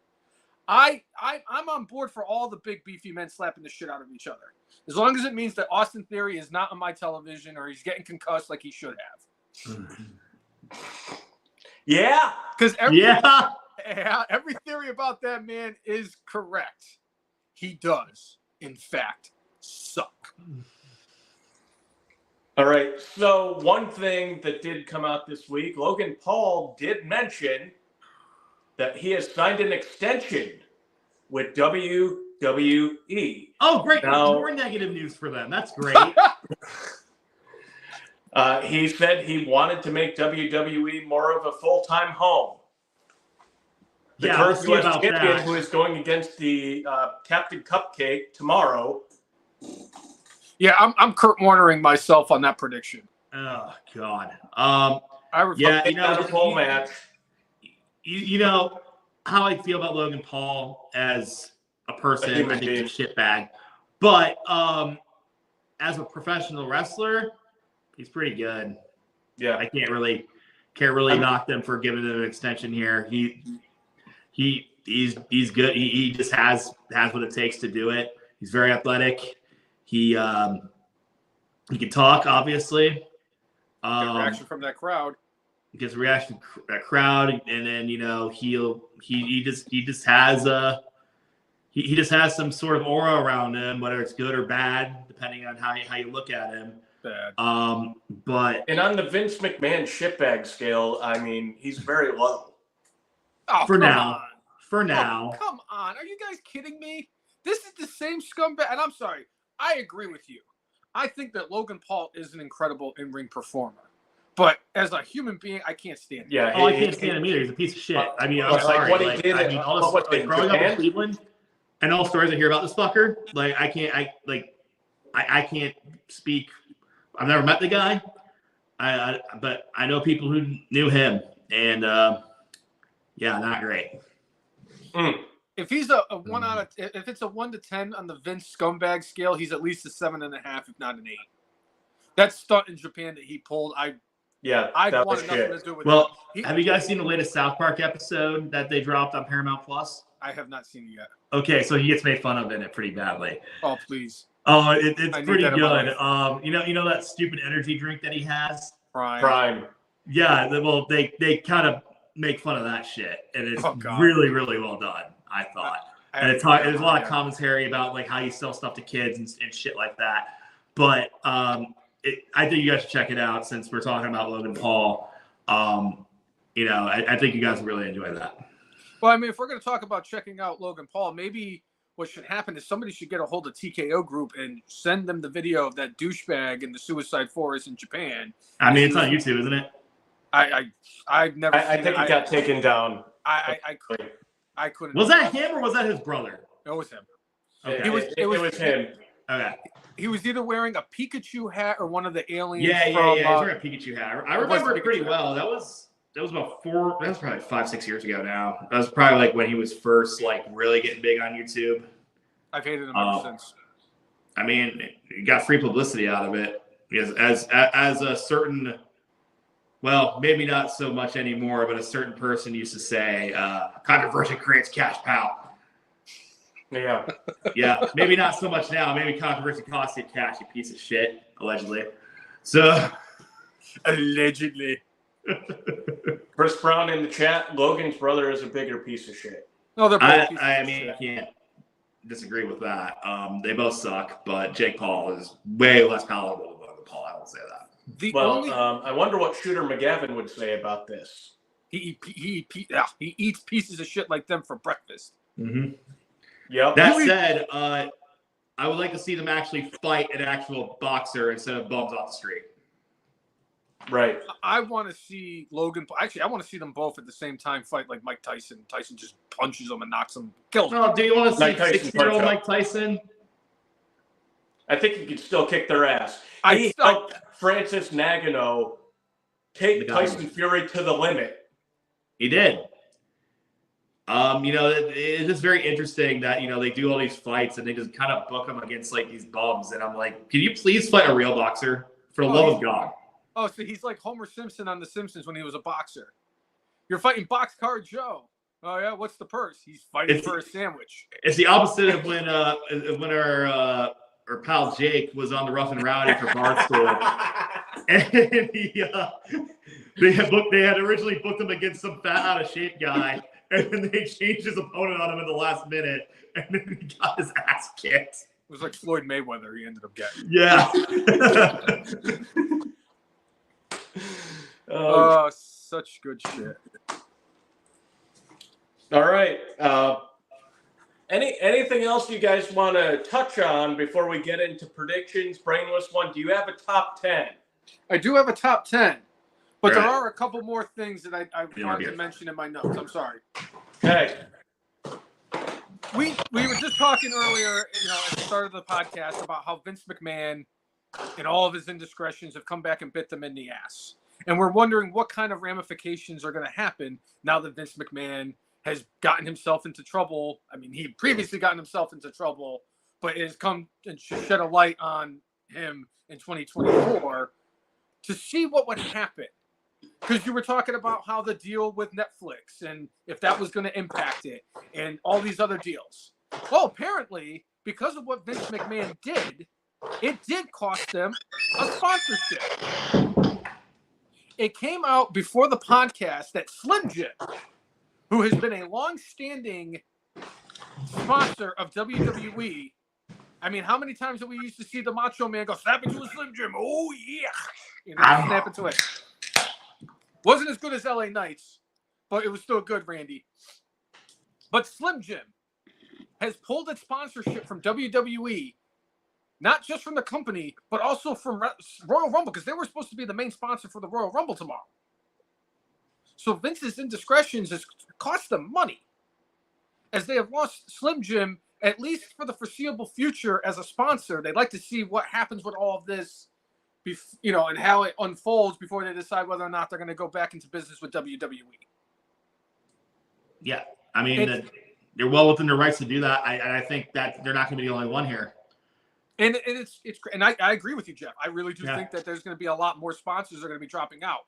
And like I was telling Nicole before the podcast, I said, this is bad. I mean, it's probably worse than when Nick Gage decided to use a pizza cutter on Chris Jericho's head in the middle of a Domino's picture-in-picture commercial on AEW. But that's not a good look. No. This is entirely in bad taste. But Snickers is a big sponsor of WWE. With the alleged indiscretions of Vince. Yeah. I mean, it kind of fits. I mean, these are also brands that are trying to appeal to kids as well. You can't be associated with something like that, and they're well within their rights to say, hey, we got to take a step back here and just kind of dial back and, we'll see how it plays out. Now, that said, when I was growing up watching wrestling, Mars and, Snickers and all that stuff, they were doing commercials. But I remember there were being ads for like Lugz shoes. Yep. And like, what's the other thing that was? There was another one that was really hilarious. Oh, Stacker 2. That was a big one. Yes. Yeah. Stacker 2 was a big one to the point where like, and then of course they had their court case with the offender thing, and that ended up knocking them out of the game. But I mean, WWE could pull other sponsors. I mean, they're still very highly rated. I don't think it's going to impact their ratings too much. Mm-hmm. Right now, people just like watching wrestling. I think that's the casual fan probably doesn't give two craps. No, exactly. The casual fan doesn't care. I mean, and frankly, we're probably still watching the Royal Rumble tomorrow, right? Like, oh God, it's the Royal Rumble. It's the Royal Rumble. It's ingrained into our heads. I mean, if we stopped watching everything that had somebody in it that was a piece of garbage or a criminal, we wouldn't be able to watch anything. We'd be sitting in the dark all the time. Exactly. So it obviously we could be upset about what's going on, rightfully so. I mean, most fans should be upset about what's going on. because of what Vince allegedly did. And let's be clear, not upset at her, at the alleged victim in this case. Please do not go after her. She's, obviously been through a lot, but it'll be interesting to see like how they might have to change their business model just a little bit if more of these sponsors start dropping, or if there's less commercials during Raw. Maybe we could get a 2-hour Raw back. Hey! Well, and that's one of the things possible with Netflix. What? We make it commercial free Monday Night Raw and a shorter Monday Night Raw. Oh, please. Which I'm all about. Like, dude, we do not have 3 hours of professional wrestling. Even when we were at AEW, Jay, that was a long time. I was entertained the entire time. I was not bored at all. Yeah, I wasn't bored or anything. It was just like, wow, we were here for a while. You know what I mean? We've been to some like Monday Night Raws where I'm like, this feels like it's like WrestleMania 32 all over again. Yep. 6 hours later, it's like 3 a.m. Show's still going on. See, I think the issue was when they moved it to a 3-hour Raw, and I know I've said this on previous episodes before, so I'll just do it real quick. They had such a high, I don't know if it's an acceptance rate, but like the fans were very positive about them doing the 3-hour Raws. Not all the time, but they would do it for the draft. Yeah. They would do it for like the anniversary shows, or if they were going to bring back the legends. It was maybe once or twice a year. And it was great because it's like, oh my God, instead of starting at 9, Raw's going to start at 8. So we can stay up and, great, we can watch 3 hours. It's going to be fun because it was the draft. The draft was fun. You wanted to stay up because you wanted to see if John Cena was going to get drafted back to Raw after getting drafted to SmackDown earlier in the night. You wanted to see all the craziness and how they were going to make the draft picks and see all the legends and all that stuff. Having it on a week-to-week basis was just a stupid decision. And I applaud Netflix and WWE if this is the route they're going to go and we actually get a shorter Raw on Monday. And the fact that they only call it Raw and not Monday Night Raw has me thinking whether or not they're going to be continuing on Mondays, considering they've been there for the better part of 30 years. Sure. And, this would be the time to make that change. Obviously, you're not going to be compounded by TV schedules anymore. Yes. You could have a Raw on a Monday. You could have a Raw. You could do a Sunday Night Raw for specials. You could do, they're not going to be, restricted to like, we have to be on at 8 p.m. every Monday night. That is our deadline. They can be really flexible with when they air these things because Netflix, how Netflix operates, Netflix doesn't really have live anything right now, right? If I'm not mistaken. Well, they attempted to do a live stream. I think it was of their show. Was it Love is Blind? Love is Blind. Yeah. It was an absolute disaster. Mm-hmm. So they have exactly like 11 months to get their proverbial crap together. Oh, by the way, what's going to happen in the 2+ months? The WWE Monday Night Raw technically doesn't have a home. Are they going to have a short-term extension with USA Network? Because their contract runs out in October. That's very from then until January, where Monday Night Raw does not have a home. That doesn't seem to make any business sense, in my opinion. I don't know if they just stream it on WWE.com. I don't know if they just maybe they give them a 2-month break. Maybe the wrestlers actually get a break here. Maybe my guess is they have, since SmackDown is the one that's going to the USA Network and Raw is the one that's going to Netflix. Maybe they just have a good faith deal with the USA Network that the Raw will continue on for those 2 months until they get they transfer over to Netflix. I can't see USA Network really burying WWE. No, because they've had such a good long relationship. Yeah, they're still partners with them. They're still partners with, and let's be very clear, they're still partners with NBC Universal, which is the big thing here. They still have the Peacock deal, obviously, and I think that's one of the only reasons people have Peacock besides watching Taylor Swift at a playoff game. But Parks and Rec. I use it for Law and Order. The Office. The new Night Court, not so bad, guys. Check that out. But I like Melissa Rauch. I know you guys, or I know you're definitely not a Big Bang Theory I'm not, guy. but I love Melissa Rauch. I think Melissa Rauch, she was fantastic. She was one of the few on that show that was funny. Yeah, for sure. Big Bang Theory. So Chris Brown's saying supposedly they're looking at YouTube. I'm going to say no to that. I think because of their long-term deal that they've had with USA, that they're going to continue to have a deal with USA going forward. They'll probably say, hey, we'll give you a few months here at the current rate that we have with you, and then we will move on to Netflix. But here's another idea, Jay. This goes back to my idea that they might be getting a break. They might use that 2 months to really make sure that everything's in line, that everything's working on Netflix's end, everything's working on their end, and really just make sure that this is going to be a flawless transition. Because instead of just being going from 1 week you're on USA and the next week you're on streaming live on a new entity that doesn't really do this, I think that may be what they're looking at here, is to make sure everything's okay. There's a 2 month break for Raw, which is unprecedented, obviously. I mean, they probably don't want to do that, but I feel like they might have to do that. The reason why I'm going to say no to that: pandemic, 9/11, Owen Hart. What has always been the mantra of the company? I know Vince isn't in charge anymore. Yeah. The mantra of the company, and I believe Triple H's mantra is the same thing.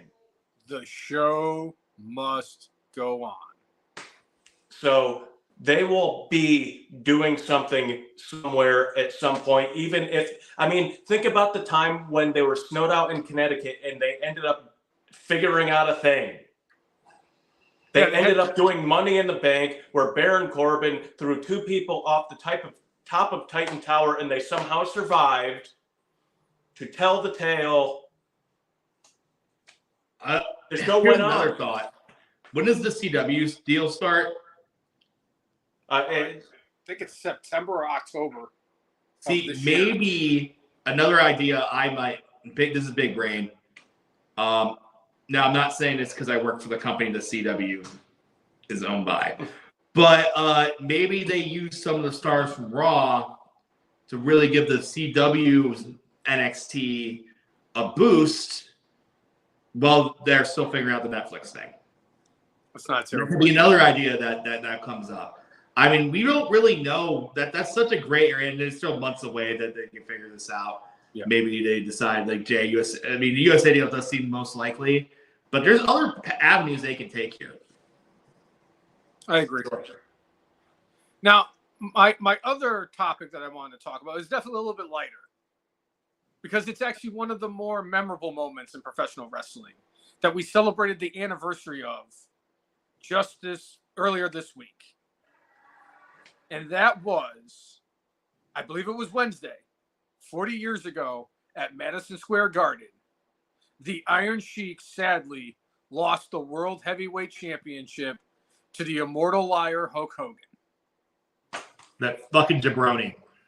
Let me tell you something, brother. 40 years ago at Madison Square Garden, the GOAT and Hulkamania was born. And you know what? This is the day that I wish we had our Sheiky still. Because you know damn fucking well he'd be on Twitter right now just firing them all off. Fuck you, Hulk Hogan! Yeah. Fuck you, jabroni piece of shit.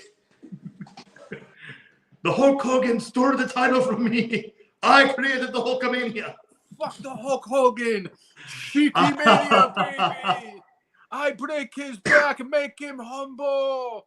I'm so glad that his management team still kind of retweets his old tweets. Yeah. Because sometimes every so often there's a banger that just pops up on my feed from him, and it's the funniest thing in the world to me still to this day. And it makes me forget, he's no longer with us. But he was such a part of my Twitter experience. Yeah. I mean, just forever.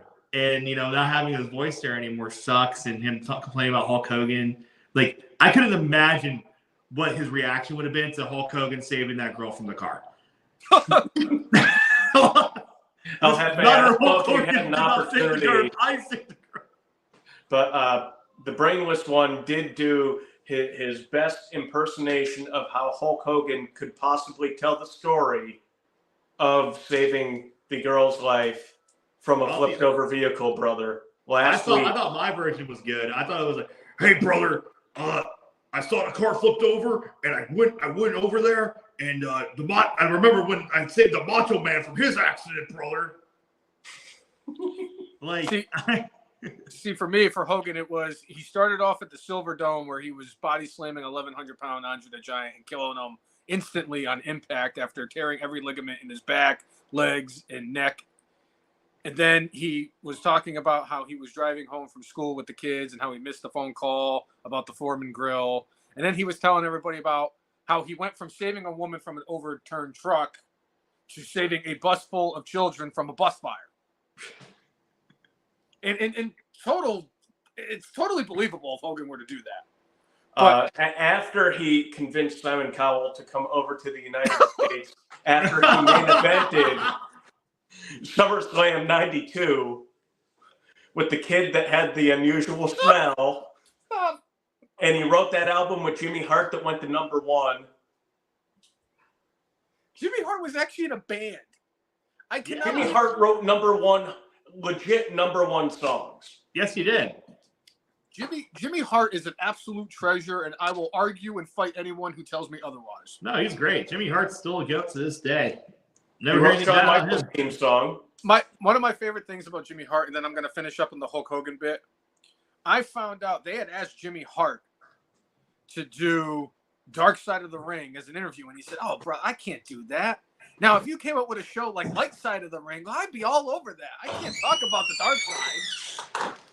Yeah. I adore Jimmy Hart. I've been a huge fan of his, one of my personal favorite managers. But my big thing about Hogan was, yes, it was the 40th anniversary of Hulkamania this week. And yes, he became the world champion at Madison Square Garden, beating the Iron Sheik. But he came out on Raw on Monday and talked about the 40th anniversary of Hulkamania.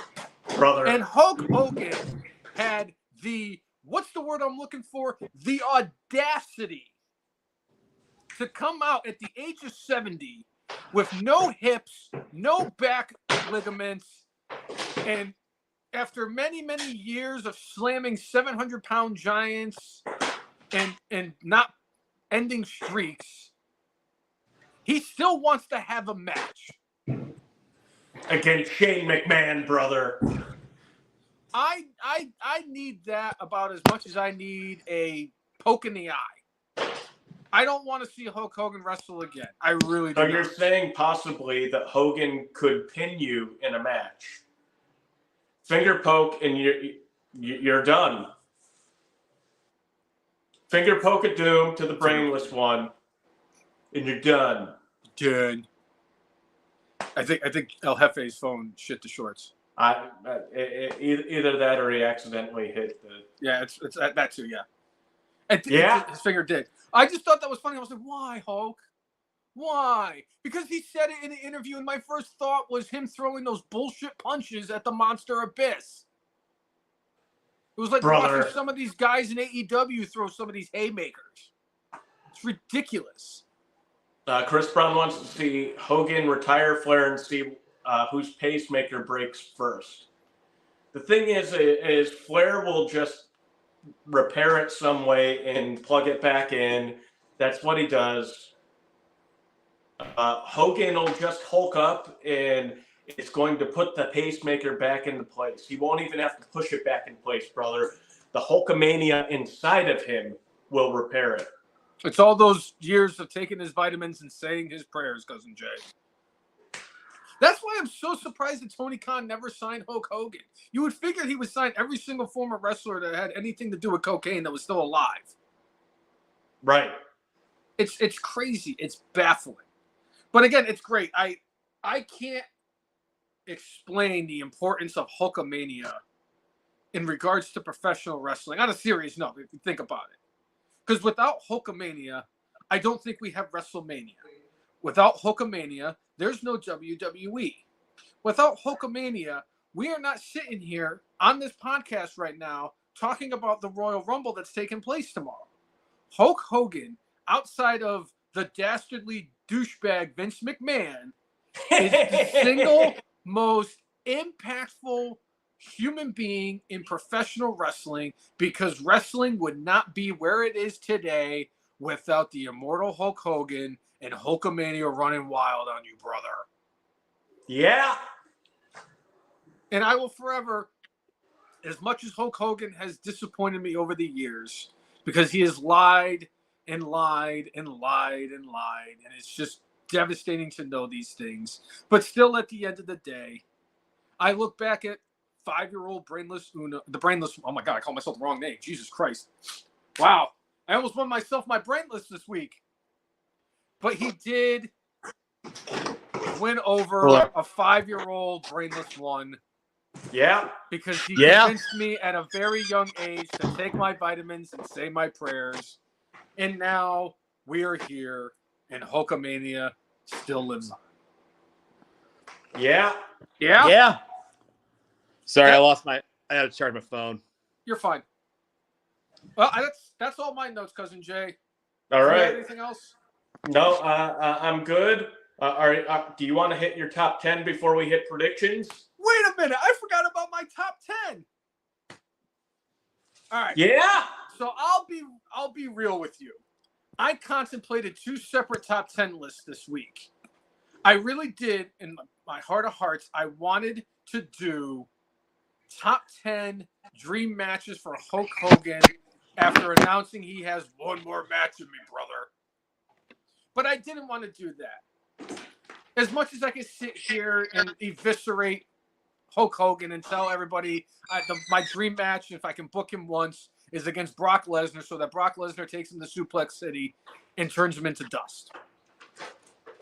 But that's not what this weekend's about. No. This weekend is about my favorite wrestling match of the year, the Royal Rumble. Yes, I love WrestleMania. It's my favorite weekend of the year for wrestling. Royal Rumble is my favorite match. It's always been my favorite match. And it got me thinking, with tomorrow being the Royal Rumble, one of the things about the Rumbles is we always get surprise entrants. Yeah. So I came up with a list this week of the top 10 wrestlers I would love to see in the Royal Rumble tomorrow. All right. Number 10. This one I know you would absolutely agree with me on, Cousin Jay. Duke the Dumpster Droese. Yes. Let's see the garbage man get thrown out. I think it would be fantastic. Would he get eliminated faster than he did in the Battle Royal at WrestleMania 17? I think he might defeat Santino's record. I think so, too. I think they would toss him out like yesterday's trash. Number 9, Mankind. All right. Number 8, Vince McMahon himself, James Ellsworth. I saw him at Waterside last year at WrestleMania. That's right. That's On right. WrestleMania Sunday, he was here in Norfolk working security for Mimosa Fest. There you go. Did he have 2 hands and a fighting chance? He did not. Duh. He absolutely did not have a fighting chance for any of that. It's true. Number 7, the Big Cat. Yes. Just because he is the only wrestler to appear not once, not twice, but 3 times during one major wrestling show, and it was not a tournament outside of the Pat O'Connell Memorial International Tag Team Tournament, where we got to see Colonel DeClerc and General Adnan versus my favorite 2 beverages from the bar, Kahlua and the Botswana Beast. Colonel DeClerc, I forget who the other guy. I remember Colonel DeClerc was one. It was Sergeant Puke, Barf, whatever. Right. All I know is that one of them ended up being one of the guys from Public Enemy. Right. And not the rap group. Yes, the big cat, Mr. Hughes, was number 7. Number 6, Cactus Jack. All right. We got 2 of the faces of Foley. Number 5, whatever you want to call him, just don't call him Ezekiel. Give me Elias or Elijah, whatever he's calling himself now. All right. Number 4, fuck it, he said it on Monday. Give me Hulk Hogan. It's just not the Royal Rumble unless he's not, unless he's throwing shitty punches at somebody that he really has no right throwing punches at. And the first person I think of to not see the exchange between in the Royal Rumble would be number 3. And this one I do actually mean from the bottom of my heart. As a Omos Sapien, I want Omos in the Rumble tomorrow. All right.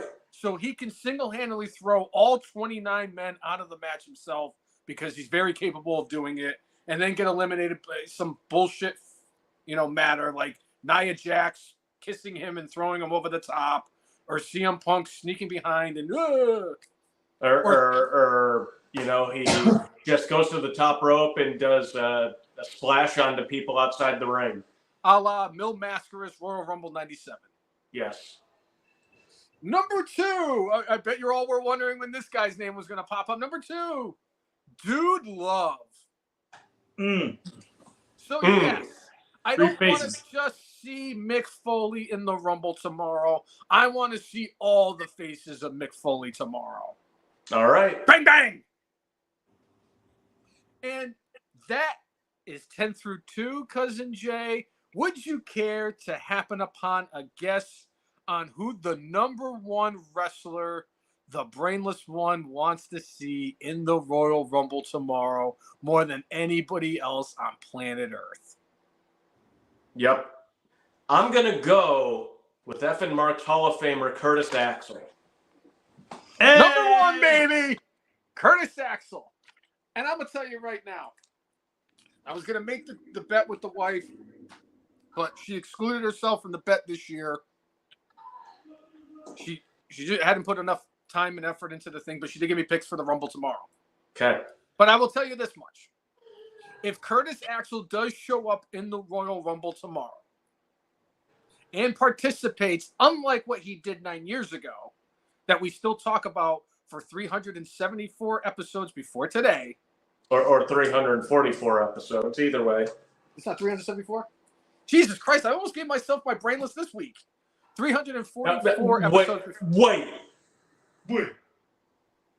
I'm sorry, nobody's surpassing Vince this week. Oh, contraire, mon frere. As the rule states, as I remember correctly, nobody is excluded from the bad and Brainless or the good.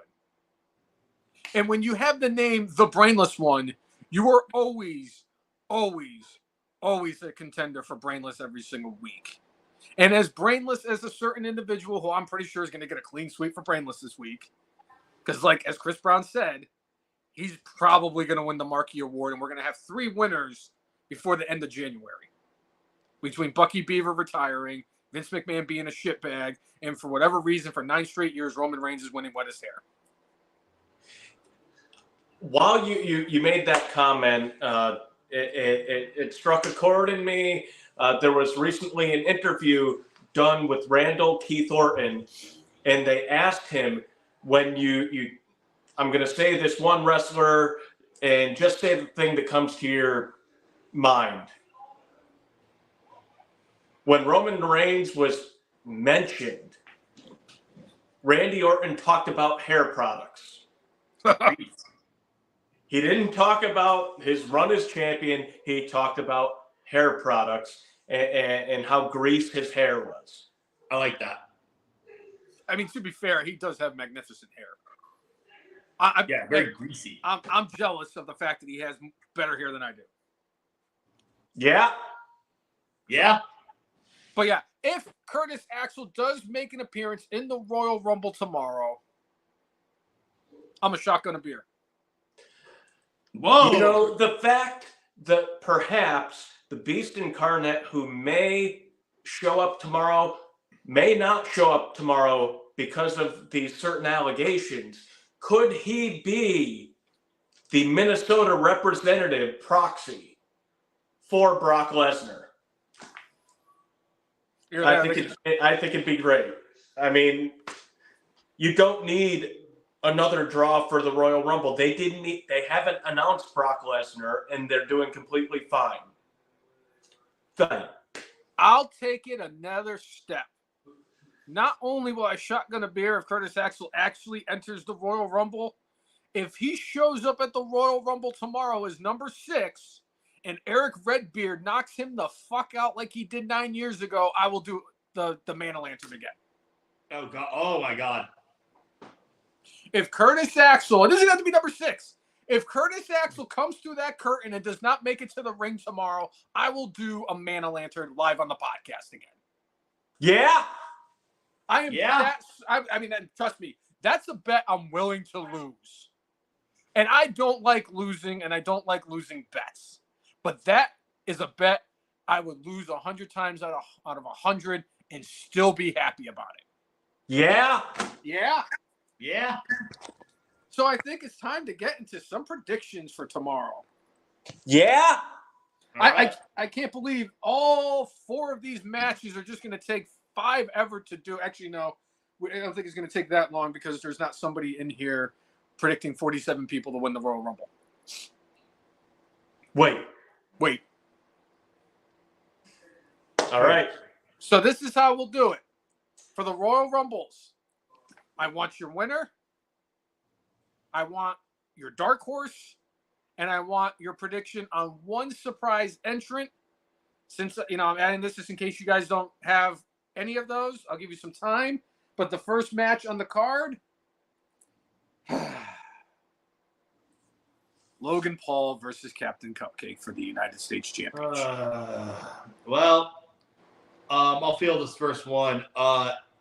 It should be a fun match athletically. Both good wrestlers, both are athletic guys. I think who I think is going to win this match, it's going to be Logan Paul. He just re-signed that big deal. Obviously, they want to keep him in the limelight for WrestleMania. He's a big draw outside of wrestling. They always really like to have that at WrestleMania. So Logan Paul is going to take that win. Will it be a clean win? Probably not. But we'll see what happens in that match. It's a very intriguing match, I should say. But I think we all kind of see the writing on the wall with this one. Yeah. I've enjoyed the booking going into it where they made the U.S. title feel important. They had a tournament to determine the next contender for Logan Paul. Logan Paul has done all sorts of crazy things with the title outside of the ring. He traded it in for a Super Bowl ring with Patrick Mahomes. He's taken a shower with it. Triple H just told him don't have sex with it. He didn't want it being like a repeat of what happened with the NXT Women's Championship. Thanks, Xavier Woods. Or Brad Maddox. Anything that perhaps his father-in-law might do to it, maybe. Just saying. Pal. Allegedly, possibly. Allegedly. But there's no way Logan Paul is leaving without this championship. I agree with Hefe. They just re-signed him.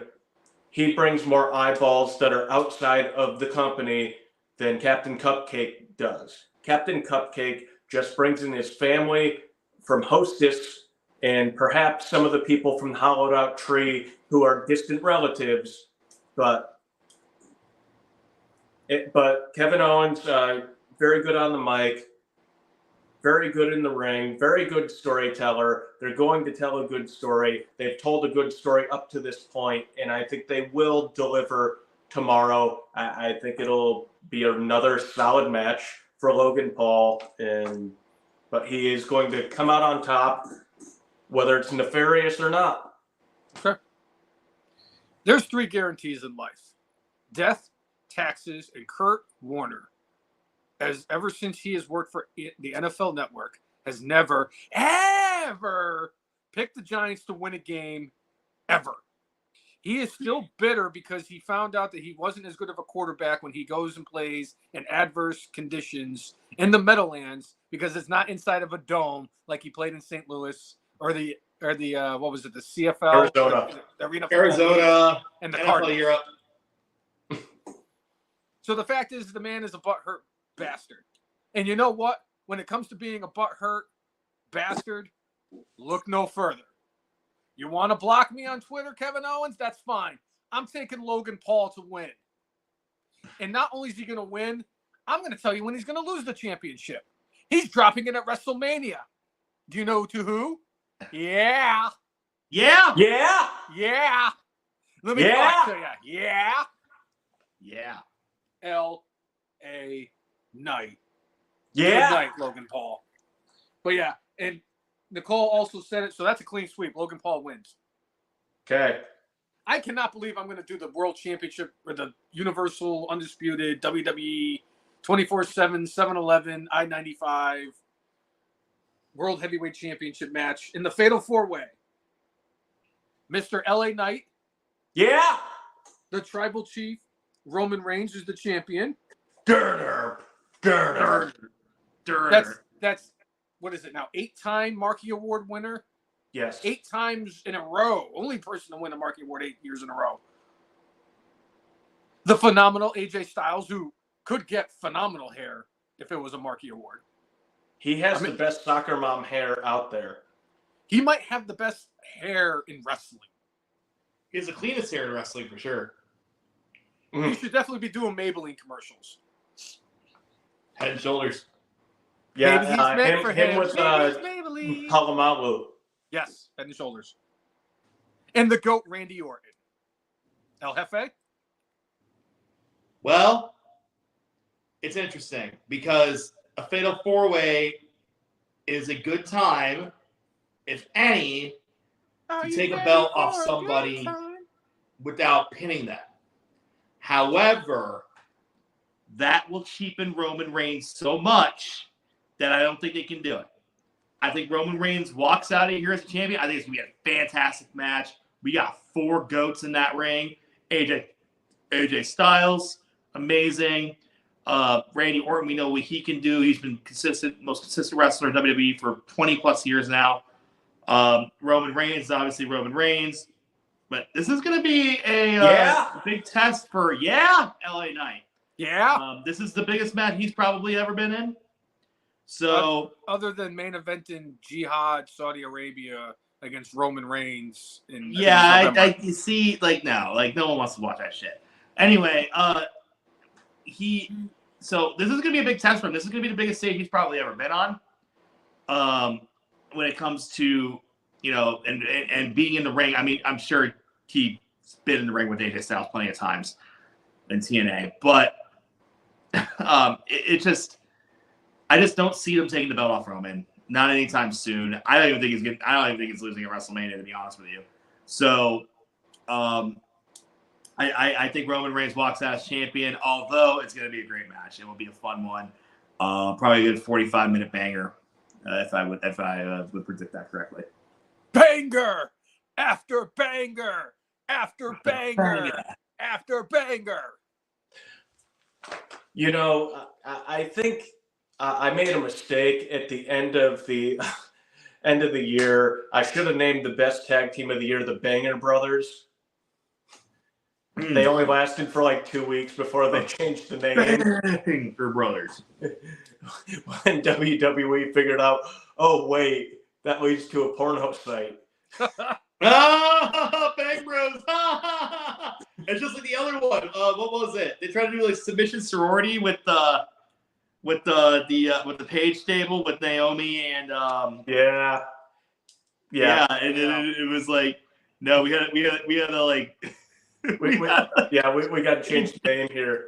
Or what about when they did I think it was Naomi, Sasha Banks, and I think it was Tamina Snuka, and they were called PMS, Pretty Mean Sisters. No, that was Terry Runnels and Jacqueline. Oh, that's what that was? And me. Yeah. Oh, maybe I must have got those two mixed up. Yeah. My You're apologies. thinking a little too far back in the past. All that said Roman Reigns is not leaving without that championship because it's a fatal four-way, which means there's no DQ. That means Solo. That means Jimmy could get involved. That could mean perhaps one of the other Usos who are no longer with the companies that they're with could make a debut, possibly, to help out Roman Reigns and his greased up here. It could be that The Rock shows up and gets involved in some way, shape, or form. But all in all, my heart says Roman Reigns retains the title and we go to WrestleMania because I really think they want to take down that longest Hulk Hogan title reign in the worst way. Especially now. Yeah. Pal. That's such good shit, pal. So I think there's going to be some chicanery, but Roman retains. Chicanery! Love it. Just like Roman Reigns every year in the Marquee Awards with wettest hair. It's a clean sweep. Nicole and I both also have Roman Reigns winning. I wanted to say Randy Orton in the worst possible way. I really did. If it was a one-on-one match, it would be an entirely different prediction. Because like Jay and I have said many, many a times on this podcast, there's only one person in WWE on any given day, at any given time, who'll go one-on-one with just about anybody and beat them. And it's Randy Orton. Because people would not be mad if Randy Orton ended Roman's title reign, but he would have, like, for it to feel legit, going back to El Jefe's point, Roman would need to be pinned. Yeah. And if he loses the title without being pinned, if they tried to do a storyline where he's like, well, I never lost the championship, at this point, it would be so cheap. It feels like the only time it should happen is at WrestleMania. All that being said, makes me think that it won't end up being at WrestleMania when he finally relinquishes the title because it'll feel almost too predictable. But I'll hold off onto that because it might be Cody next year at WrestleMania that finally dethrones Roman. Or WrestleMania 137. And the Silver Dome up in Minneapolis. Brother. Yeah. Like I said, if this was a one-on-one match, the prediction would have been Randy Orton. But the fact that they made it a fatal four-way instead of a one-on-one match just made this way too predictable because not only is Roman winning, we all know LA Knight's eating this pinfall tomorrow. Yeah. So, all right, let's move on to the women's. That was the only four matches, right? It was the world title. That's the only four matches booked so far, yeah. Okay, I just want to make, because I did go on Wikipedia, but a lot of times Wikipedia lies to the Brainless one. All right, I'm just going to hold you up for 1 second. I'm not going to click on this link, but Tim did put a link in the chat, and part of the link says Vince McMahon gone WWE TKO. So I'm assuming possibly that Vince has been let go. Wow. Yes, that's what Tim's saying. Breaking news: Vince out at WWE. Who's the source on that? TKO. It's WrestleTalk.com. Okay. Usually they've been fairly on point. Okay. I'm about to check when we're done here. But if that's true, that's that's not surprising at all. No, I mean, literally our scrolling title near the beginning of the episode is Vince out. So, well, it looks like we hit on it pretty hard. If you guys want to go back when we're done to watch the beginning, and I think we talked about it at length for about a good half hour. About our thoughts on that, but this is not a surprise. And frankly, this probably means it's going to get worse before it gets better. Right. All right. Just proves that TKO watches the F and Marks podcast, baby. Because they listened. Yeah. We talked about it. They listened and they delivered. Yeah. We are everyone's favorite wrestling podcast. Yeah. But let's move on to the women's Royal Rumble match. I need the winner. I would like a dark horse and a surprise entry. Okay. Cousin Jay, I'm going to go with you first on this one. Who do you have winning the Women's Royal Rumble? I don't want to completely Varner myself here.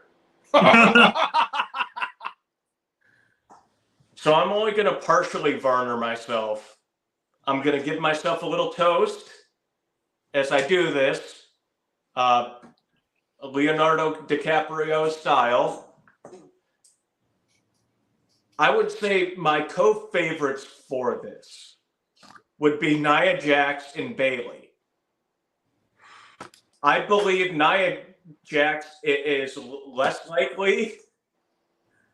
I'll say that Bayley, because I think they're setting up for Bayley versus Io Sky. It's been a storyline that they have been bringing forth for quite a while. Dark Horse, Jade Cargill. Okay. Do you want to take a guess on who you think is going to be one of the surprise? This doesn't influence it whatsoever. It's not going to count towards whether you're right or you're wrong. Who do you think shows up for the Women's Royal Rumble that hasn't, like, as a surprise entrant?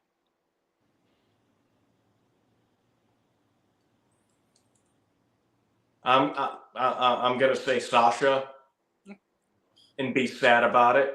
Jeez, you pick Nia Jax and then you pick Sasha Banks as your surprise entrant. Jeez, why, Jay? Do you just want to see me just blow a gasket and have a tism on the podcast? Well, I quite honestly, yes. I mean, to be fair, yes, that's understandable, but no, I don't. I don't want to sit here on this podcast and sit here and talk about Nia Jax. I don't want to talk about Nia Jax. What's there to talk about Nia Jax?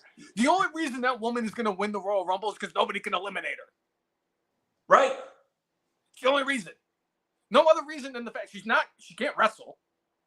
But they've been building her up, and she has her sights set on the championship.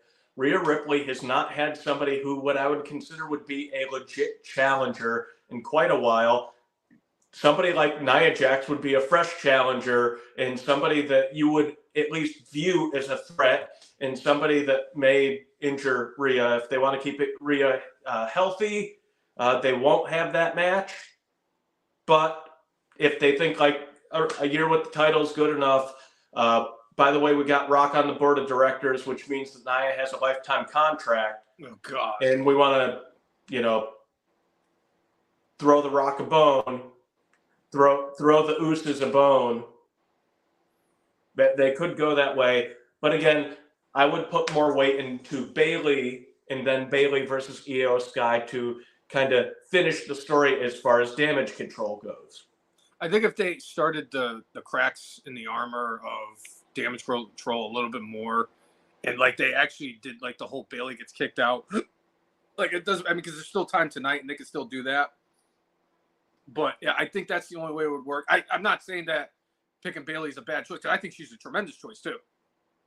She's up there, and obviously she's a better pick than Nia Jax, Cousin Jay. But then again, I could go in the bathroom and take a shit, and it would be a better pick than Nia Jax to win the Women's Royal Rumble. Chris Brown saying Becky Lynch, Dark Horse, Liv Morgan, surprise entrant Sasha. Tim saying Bayley, and his surprise entrant is Mickey. Okay. El Jefe, who do you got winning the Women's Royal Rumble? All right. Well, Jay, I think you're on the right track here because, and not with Nia Jax, absolutely the fuck not. But with Bayley and damage control, Io Sky being the champion has to fucking eat at Bayley's character all the time because that is her group. But someone who's probably not. Doesn't view as the same level as her as champion in that group. That cannot sit right with her. So I think that she ends up winning this Royal Rumble with help from other damage control member Dakota Kai. And that said, she's going to throw Dakota Kai out and do the whole like, there's no friends in the Royal Rumble. We got to do it every fucking year. We remember the rules every year. But I think you're on the right track with that because it's been a while for Bayley. She's she's become such an asset to this. I mean, she is so far removed from the noodle people and the streamers. Noodle, noodle, noodle, noodle. Yeah. The wacky waving inflatable bang. Yeah, exactly. And she's just become so good that I think another title run or another shot at a title, a good match at a WrestleMania against someone who is as skilled as Io Sky would be beneficial to just not her, but just to all women's wrestling in general. Now, so I'll have Bayley as the winner. I'll do my surprise entrant because it seems I think everyone's on the same page with this except for Bobby. It's Sasha Banks. I mean, for months and months, we have heard, oh, she's going to AEW. Oh, she's doing this. Oh, she talks to AEW, keep going and going and going. But then they stall out, and then it's just like, I think that song and dance is going to be over. I think we see her. I just do. She's one of Triple H's girls. She's one of the 4 horsewomen. Having all of the horsewomen back in WWE would be very good. It doesn't matter how we feel about Sasha Banks and her attitude at times. She is the woman version of CM Punk. It seems sometimes. So it would not shock me if we heard her music. And then Michael Cole says, "It's boss time." I'll throw up. But that'd be interesting. So my dark horse is kind of big brain, but hear me out on this. Okay. You know, Lyra Valkyria has been such an asset to NXT ever since she won that title from Becky Lynch, right? And I see her as a next potential superstar in WWE. Superstar. Like on the main roster. She is very, very good. She's good on the microphone. She's good in the ring. She's very sound. And she just seems very down to earth. So I can see her being a dark horse in this just because they have the match on Sunday with Roxanne. And Roxanne never lost that NXT title. And now we have this whole situation with Tatum Paxley interfering with Lyra's stuff. And now Lyra hates her because she's kind of a stalker. And, you know, it's kind of like the Mickie James and Trish Stratus kind of thing, kind of rehashed a little bit, except a little bit. I think it's a little bit more well done, to be honest. So I can see Lyra Valkyria coming through and surprising everybody, and we get another Irish lass here in WWE main roster. Okay. I agree. She's fantastic. She has been one of the few not really one of the few bright spots. They have an incredible women's division down in NXT. Oh my God, the NXT women's division! I am just because I actually sat down and watched a couple weeks ago. I hadn't watched in a long time, and they did that battle royal kind of thing. Yeah. And I was just so impressed with everybody. Everyone's good. Everyone has a good character. Like, there's no one that makes me want to cringe or turn the TV off. They're in good shape down there. They're in really good shape. The future is bright in WWE, whether it's the men's or the women's division. Oh, for sure. Tim did put in the chat that ESPN has also said Vince leaving. All right. Okay, that's legitimate enough for me, guys. See, that's a source that's just as good because it's from the greatest city in the entire country, Bristol, Connecticut. Yeah. Yeah. Yeah. Home of right. Aaron Hernandez. Yep. Yep. Well, for me, I feel like I should have been part of this Bayley bandwagon too, because I've been enjoying Bayley and her Karenish ways. Her Karenish ways. She's been fantastic ever since she started doing Ding Dong Hello, and she did it on Monday. She came out to the ring and did it on Ding Dong Hello. I was like, oh God, I kind of missed it. Don't do it again. Nicole went with her pick was Becky Lynch to win. Okay. She has Bayley as her dark horse. and her surprise entrant will be Lita. Okay. I, on the other hand, my winner, my dark horse, and most importantly, my surprise entrant are all the same person. Wow. I think I know who it is. Look, if they're going to have Roman Reigns if they don't want Randy Orton to return from a 1.5-year injury and get pinned so quickly after his return to make this a fatal 4-way match, they're going to do the same thing in the Royal Rumble. Because the 30th entrant in the Royal Rumble, as everyone's expecting it to be, Sasha Banks, is going to be the winner, all right. And it's going to be number 30, and it's going to be none other than Jade Cargill. She is my favorite. She is my dark horse. She is my surprise entrant. And most importantly, and I cannot stress this enough, I'm going to go out on a limb and say she is my lock to win this Women's Royal Rumble tomorrow. You know, Bobby, I like how you think here, though, because, they've been, they signed her a few months ago, right? Yep. And it's just like, oh, she needs some time to cook. We need some time to get her, teach her the style, because, she wasn't a wrestler before she was really in AEW, and they don't have a developmental team. They just don't. So, I mean, they should be a degree of honor for it, but they just don't do it. So, I think she's so athletic. What? He's a QT Marshall. Yeah, okay. I'm sorry, Jeff. Please continue. I'm sorry. Okay. So, I mean, she's so athletic. She has the mindset for it. She probably learned very quick. She probably got to train with all the women down there, and all the good women who they just have such a good roster down there, and they have a good training staff. And Maddie's down there all the time too, working with them. Yeah, exactly. So I think they're going to be she's going to be in such good shape, and she's going to come in. She's going to look strong. She's going to look good. She's going to throw some people over the top rope. She's going to show that she is ready. She's going to do her flex. It's going to be sweet. And cousin, honestly, I like how you think here, Bobby. I really do. And cousin Jay, you mentioned it, like how with Rhea Ripley, she hasn't had like that imposing person to go up against.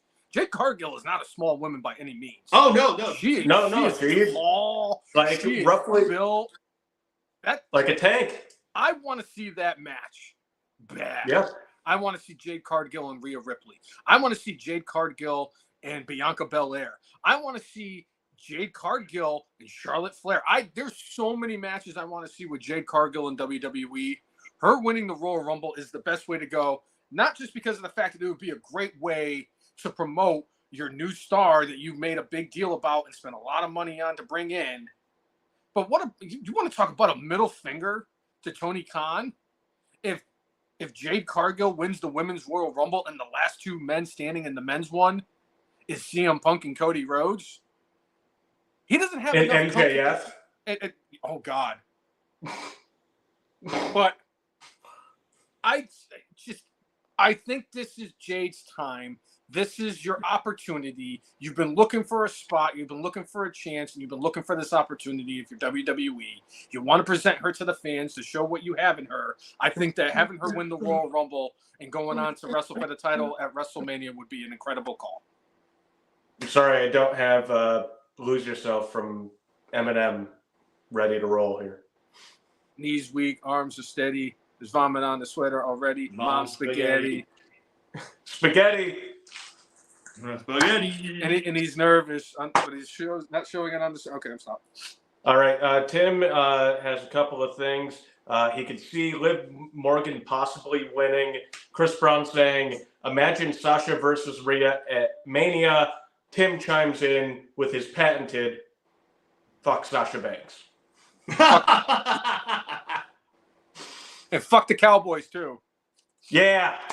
All right, so now it's the big one. Go Lions. Yes, go Lions. Fuck the 49ers. No, they're I want to see. They're my preseason bet. 49ers my preseason bet.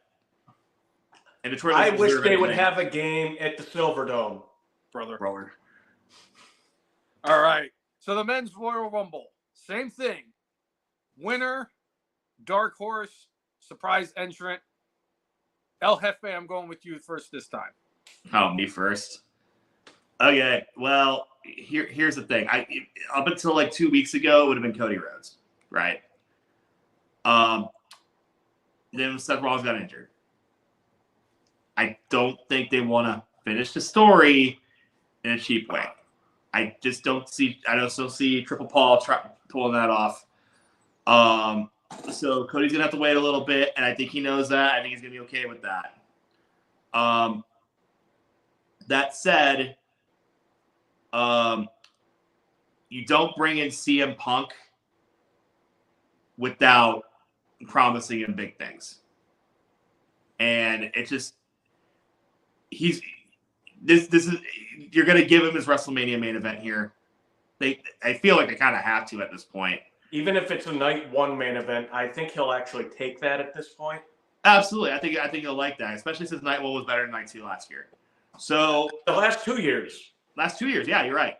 So I think he will be more than okay with that, and I think Chick Magnet, Chick-fil-A Punk will win the Royal Rumble. Pepsi Phil taking home the Royal Rumble. Now, my dark horse, that's a tough one. The problem is most of these dudes are already in the match, already matches tonight or that night. So it's very difficult to say who that would be. I guess because it's just like it's either between Cody or Punk, right? Like it's just so difficult to think anyone else would win this. I mean, it would have been Brock Lesnar before yesterday. It's just so. Hey, pal. I guess if I have to like draw a name out of a hat, it'd be like Jey Uso. Okay. I can see that happening. Have the match with Roman Reigns. Mania, that'd be a pretty cool blow off. But as for the surprise entrance,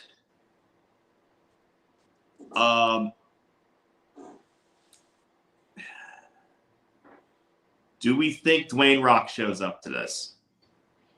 I think there is a distinct possibility. Yeah. I don't think Dwayne Rock wins, but I think he establishes himself as I'm there. He's more inclined to get involved in the Fatal 4-Way than he is for the Royal Rumble. Right. And who knows? Maybe the Fatal 4-Way becomes the main event. Maybe he does both. He could do both. Maybe it's the Fatal Fatal 4-Way. See, here's how this will work. If the Fatal 4-Way ends up being the main event and Dwayne Rock's in the Rumble, Dwayne Rock will show up in the main event. Will show up to fuck somebody over in the main event, whether it's Roman or LA Knight or something. I don't know, Jeff. Yeah, I know. It's just so difficult. I mean, like, because I'm just so set on it being either Punk or Cody, and I'm really just set on it being Punk. So, yeah, it's just tough. I mean, I guess Dwayne as a surprise entrant, but I mean, who the hell knows? I mean, like, we see so many people come and go these days that it could be somebody like, I don't know, the Ryback or someone really stupid like that. You know? Okay. Diesel. Yeah, not again. Please, not again. Not even Kevin Nash. Diesel. Yeah, Big Daddy Cool. Cousin Jay, before I go to you and your predictions, for the love of God, if you do not give me one of at least 3 people that I'm expecting your surprise entrant to be, specifically one in particular, I'm going to be very, very disappointed. Okay. Just very disappointed. Okay. Who do you got winning? All right. I think it's going to be Punk. As much as, like, I think there are a couple of different directions they could go. I'll go with Punk. And there are a couple of people I could go with Dark Horse, but I'm going to put this person as a Dark Horse specifically because they're in a match earlier in the evening, and it seems like This person could be in the main event at any moment. Randall? And I think Randy Orton is a possibility. You could put him against Seth. You could put him against Roman in a one-on-one match. And it makes sense. And people would not be mad about it. So especially if he's not the one that gets pinned in the fatal 4-way and he loses and he's like, I didn't lose.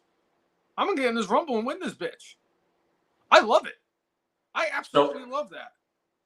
I think that's a possibility. So as far as somebody that I think will show up as a surprise entrant, I have not seen it a ton out there. We mentioned it maybe a month or two ago. I think Ken Shamrock's going to show up. Damn it. What? Yo. World's most dangerous man. This is a very, very sad day for the Brainless one. I have two other names in my fantasy booking that I think Okada could possibly show up tomorrow. Oh, that'd be awesome. The name I want more than anything, and I just want to have this moment. Yeah, you and me both. I booked it a couple of times on this show as a fantasy moment. You've redeemed yourself. I want. Oh no! And I want to see the 3M band, 3-man band do air guitar for a millisecond before Drew McIntyre throws the two of them out. He's going to hinder the Jinder, and he's going to throw out Heath Slater. Whoa. First of all, if anyone in 3-man band is throwing both of them out, it's Jinder, okay? Yes. No, I'm sorry. I have to agree with Jay on this one. I want that. I want them to play the music and everything. We're a 3-man band. And they're all doing that stupid. And then McIntyre, because it would fit McIntyre's persona. Just tossing the place would go nuts. I mean, and I always love seeing Jinder with the turban on doing air guitar. It's like, only in pro wrestling would you see that. Only in pro wrestling would there be a wrestling match on a golf course where a guy is in wrestling trunks. Only in pro wrestling would you have a professional football player hinder a certain pro wrestler in the ring and cause some problems. Only in pro wrestling would we have a certain promoter trying to hinder a certain Jinder from getting his championship match. They More should than have anything, I just want to see 3M be back together for a moment. They should have just had him be champion again because, especially after what we know about Seth Rollins now, I was like livid that he did not win that title. You know how big of a Jinder fan I am, so. Yes. The only tweet in the history of mankind better than if what I'm hearing is true, Poor Walter by Keith Lee. It was the Jinder when he was dragged through the mud by Nose Candy Khan, and he responded with, "Who the fuck is Hook?" We saw Hook against a local competitor, and the guy was like 3 times the size as Hook. Yeah. Oh, wait. Was his name like QM? The QM, yeah, something ridiculous, and like. Did the guy look like he was on steroids with a side of steroids? No. He looked like he was on steroids and cupcakes. Oh, so it wasn't the guy with the... I'm sorry. Yeah, he had a lot of thickness to him. I was going to say, he's not the guy who wore the lifeguard T-shirt, that the Hampton Roads Championship Wrestling shirt. The guy was like 325, looked like Brian Cage, if you got Brian Cage from Aldi. No. And that says a lot because it's Brian Cage. So in the chat, we got a couple of chiming in saying Final 4 for him is Cody, Punk, LA Knight, and Damian Priest. Tim saying Final 4 is the fuck AEW, Cody, Punk, MJF, and QT Marshall. Why would they put? Why QT Marshall? Why don't you go with Sean Spears? You could go that way. You could go with Okada. I mean, Okada has made some appearances in AEW. Yeah. Do you think Triple H would really be that petty? Yeah. If he felt it was best for business, yes, but at this moment, no, it's not best for business. They're going into WrestleMania season, and you need the biggest marquee matches out there. We clearly have a whole bunch of literal and figurative shit going on in WWE right now, and they need this thing to shine. And you're not going to shine by, bringing in the, highly regarded people from another company and one leftover and having them be the final four. You've got a bunch of ginormous stars. And as we've spoken about ad nauseum in the past couple of months, this is the most healthy the main event scene has been on WWE in almost 2 decades. Yep. Yeah, 20 years. You're right. It's been 20 years since wrestling's been this good.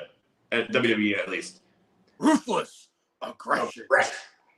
Yeah, it's been such a long time. And, like I said, every move Hunter makes, like even last week, Pete Dunne coming back. I'm like, the stench of Kevin Dunn and Vince McMahon are getting off this thing.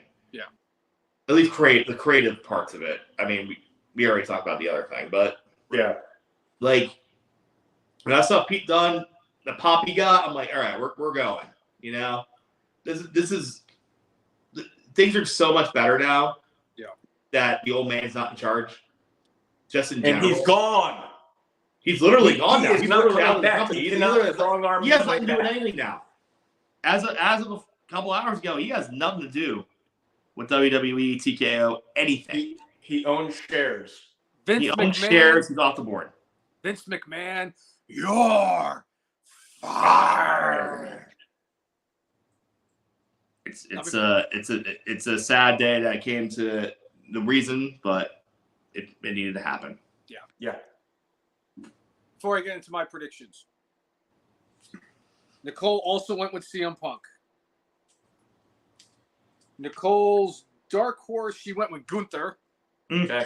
She said because he is Intercontinental Champion, it hasn't really been talked about as much as Punk and Cody. And her dark horse, she agrees with you, Cousin Jay, and it is one Randall. Oh, no, that was your dark horse. I'm sorry. Her surprise entry is Randall Keith Orton. Okay. I misspoke. I apologize. Now, before I get into my predictions, I just want to say how happy I am when it comes to the 2024 Royal Rumble. Many years in the past, one of my biggest gripes about the Royal Rumble was it was too damn predictable. I always think about the 2009 Royal Rumble where they were doing the video package at the beginning of the premium live event, and they were doing the whole Royal Rumble thing, and then they did the long, almost 5-minute long video package for Randy. Oh, yeah, he's going to win it. And there was a lot of other years that you're like, yeah, he's going to win it. Bautista winning, yeah, you knew he was going to win in 2014. A lot of predictability. Obviously, in like Hunter winning in 2015. Right. Yeah. And like, when Triple H came out in 2016, that was a shocker. Mm. He won it. Like when Cena came back from injury in 2008, another shocker. I will say about the 2024 Royal Rumble, this is the most wide open Royal Rumble. See, that's why I was having such a hard time. Now, I'm saying this, it's going to be funny because when I get to my predictions, you guys are going to laugh. But I think this is a very wide open Royal Rumble because you can make a case for Cody. You can make a case for CM Punk. You can make a case for Jey Uso. You can make a case for Gunther. You can make a case for Randy Orton getting into the Royal Rumble and winning it. You could make a case, hell, for Sami Zayn, LA Knight, AJ Styles. Yeah. There's all of these guys out there that could potentially win the Royal Rumble. However, I'm going with CM Punk. Let's be serious for 2 seconds. I'm going with CM Punk, and it's because of what I believe it was El Jefe said. You didn't just bring him in here just to bring him in here. You had to have offered him something to make it worth his while. And main eventing WrestleMania, whether it's night 1 or night 2, is enough to entice CM Punk, along with the multi-million-dollar contract, with the light schedule, and the fact that he doesn't have to work with a bunch of children because he's old, he's tired, he's hurt, and he's tired of working with children, including that empty-headed dumb fuck, Magnum, I fucked it up. Magnum Adam Page. Yeah, I got it. Who wants to Jungle Boy. Who wants to? No. But yes, I'm going with CM Punk. All right, Tim in the chat says Gunther is the winner. Solo Sikoa as his dark horse, and Zack Ryder, woo woo woo, as his surprise entrant. Now, hey, he did say he would not come back as Zack Ryder. He wants to be Matt Cardona. Let's be clear. Difference. To be fair. To be fair. New women's tag team champions, the Kabuki Warriors. Yo! I feel shocked. Yeah? Just going right into the damage control narrative here. Here we go. Could be a big weekend. My dark horse to win it. You guys are gonna call me crazy. I didn't just go in the middle of pack of all the horses. No. I went near the back end. We're talking 77-1 type of horse here for my dark horse. And that is newly minted F.M. Marks Hall of Famer, R-Truth. Wrong Truth. What's up? Only because I think it would be incredible if he won the Royal Rumble, just because it would just add so many layers to the spooky Pals storyline with him winning it, with Priest having the money in the bank. And like they try to convince, R-Truth that, hey, if you come into the Judgment Day, but you have to give us your spot in the Rumble. I think it would just add so many different elements to the storyline in regards to R-Truth and the Spooky Pals that I just think it would be a slam dunk. So does he win by eliminating both Tom and Nick Mysterio? It's better than him eliminating both Tom and Nick Jackson. I don't even care if it is Nick and Matt Jackson. He can be Tom. I don't give a shit. Fuck the Bucks. Yeah. My surprise entrant. I'm calling it now. I'm Babe Ruth. Number 30 in the Royal Rumble. When the lights go out and his music hits. And Maxwell Jacob Friedman debuts at the Royal Rumble. Yeah. Yeah. I think that's it for our predictions. Yeah. I think it's time for our good, our bad, and our brainless. Yeah. Yeah. Yeah. All right, Cousin Jay, what do you got for your good this week?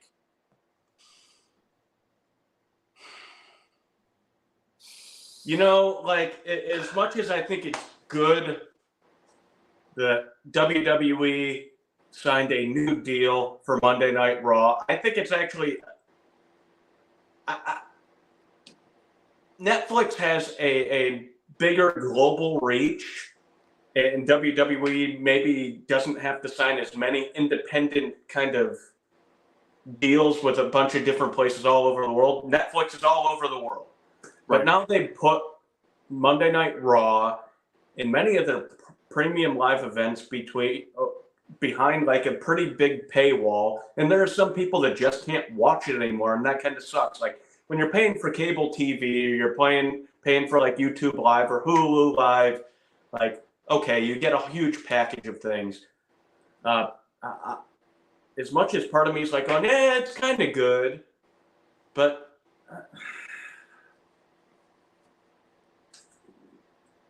I have to go with the segment with Cody Rhodes and CM Punk. It was so well done, so well written, and so well performed between the two of them. When Punk first came back, that first promo was not the greatest. And Punk could still talk. We saw it in AEW. Yep. He could still talk himself into the building, talk himself into matches. And, it was vintage CM Punk. Yeah.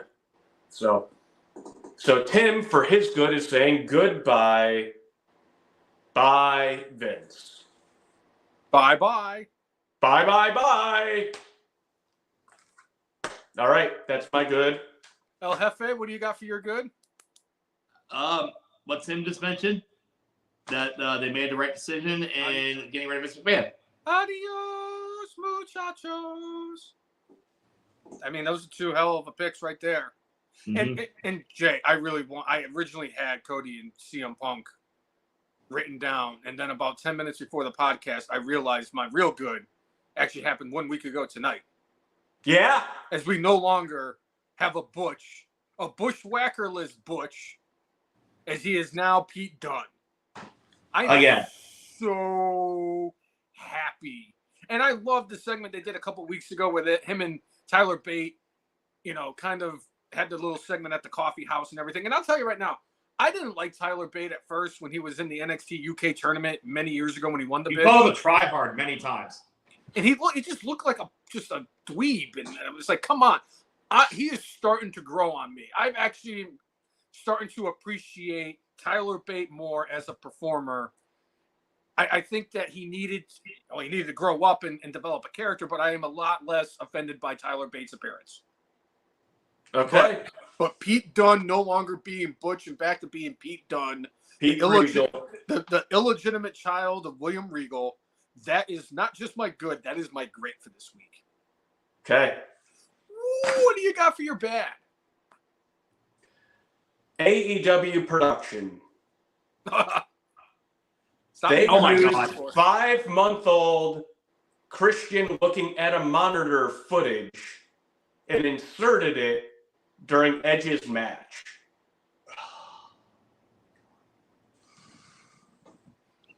Jay, I tweeted about this, and this is also going to be my bad. Did they really think that wrestling fans, the most nitpicky people on the planet Earth, the people who observe and find the most littlest thing to pick on, were going to not notice that? Are you fucking kidding me? Like, as a TV producer myself, that's embarrassing. That's embarrassing what they did there. Like, that's unbelievable. I don't care. That's not acceptable. That's not acceptable for TV production, especially from an entity that has the type of resources that they do. I love it when there's some kind of production thing is like a bad or a brainless, because you two, especially you two, go the fuck off, and I love it. Because you guys are right. It's embarrassing and freaking lazy. It's just lazy. It's lazy TV production. It's like, if that happened on my air, I would be fuming mad at whoever did it. Okay. But like for myself specifically, like, I think it's super lazy that if you don't put in seasonal shots. Yeah. And like anytime I see stuff where it's like out of scene, like out of season, like the people on my team, they know. Mm-hmm. I'm like, why do the trees have leaves on them? We've shot stuff with our people recently. Why do the trees have leaves on them? Fix it. Yeah. Fix it. Yeah. Makes sense. See, I would love to go, and I agree that's just lazy and just somebody dropped the ball in productions. But Cousin Jay, you know me. I like to live the gimmick better than anybody else. So when I say that, it's not just because I'm brainless. It's because I do things on a weekly basis that are, justifiable in my mind when the rest of you think I'm a raving lunatic. So when I say that I was trying everything in my power so that I can surpass Tony Khan, who had a record 9 times in a row, either getting my bad or brainless. So I made it my prerogative that I was going to make sure that I was going to have somebody surpass that record. And you know what? It's not just one. There's 2 of them. My bad for this week, for the 3rd consecutive week, is Matt and Nick Jackson, because as far as I'm concerned, if they look the way they do and they show up in front of a camera, whether it's on Dynamite, Rampage, Ring of Honor, Collision, or some of the stupid bullshit, dumb crap that they do with their internet pals, I don't want to see it. I don't want to see them on my TV. I don't want to see them on the internet. I don't want to see them ever. If the 2 of them just cease to exist, I would be the happiest wrestling fan on planet Earth. They serve zero purpose in the wrestling industry. And as far as I'm concerned, they're going to get my bad or my brainless every single week for the rest of this year because fuck the both of them. And those mustaches make fucking Vince McMahon's actually look cool. So you know what? Fuck Nick and Matt Jackson. Tim has Vince McMahon and John Laurinaitis is allegedly in a tag team is his bad. Oh, People power. oh. All right, guys. You know, quite honestly, with that tag team,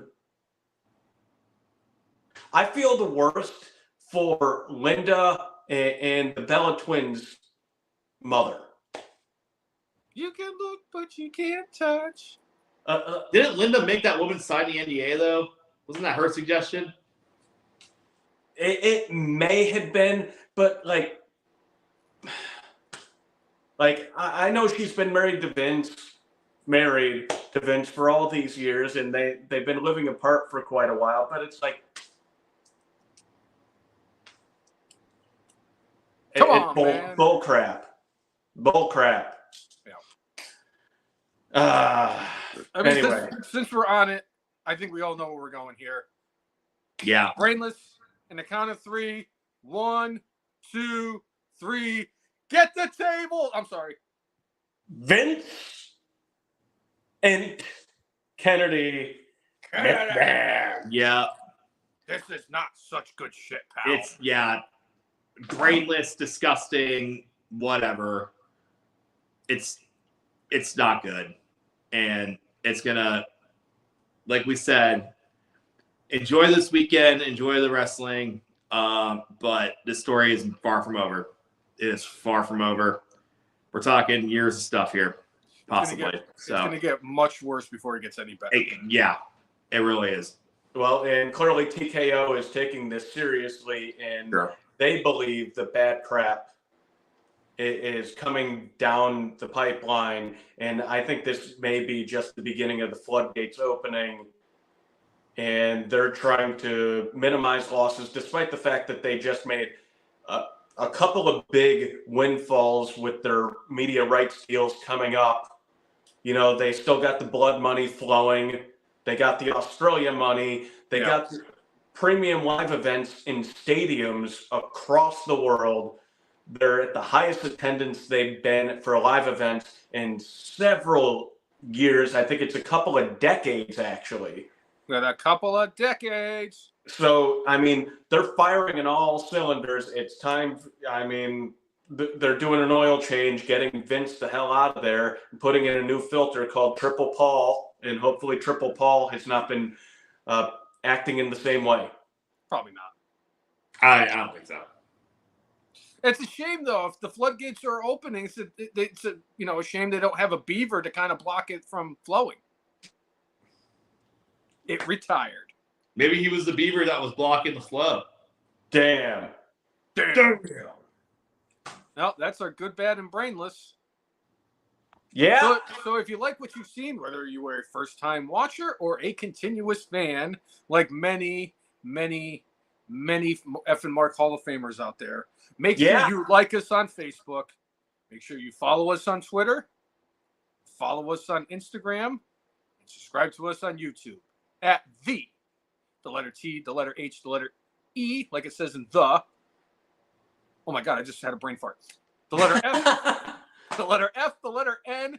I read the brainless one. I was going to say the letter B. And I'm like, you need to spell us out the whole way again. What? The letter F, the letter N, MARKSD, F and Marks. If you like and follow, subscribe to us. We will do the same back. That has always been our mantra, and make sure you set up notifications so that when we go live on Facebook and YouTube, you will be notified that we are live, and set up subscribe to us also on Spotify so you will be notified when we are either going live, or you could take us on the road with you. On the road. Anytime, anywhere, any place. Long road trips. We will be there for you. Our smooth, sultry voices will soothe you. as somebody who has listened to the F and Marks for 8 consecutive hours, driving from the greatest state in the world, I'm just kidding, it's Connecticut, so no, it's not, back to the homeland here in Virginia, I have endured 8 hours of listening to Jay and his wonderful voice, and then the screechy little brainless fuck that he does this podcast. Oh, wait, that's me. Never mind. Wait. I'm Did you watch like the epic podcast that was as long as WrestleMania 32? No. I didn't watch it. I was driving, so I had the auxiliary plugged in, was able to listen it through my car. God, that was like a 5-hour show. Yeah. But I think that's it.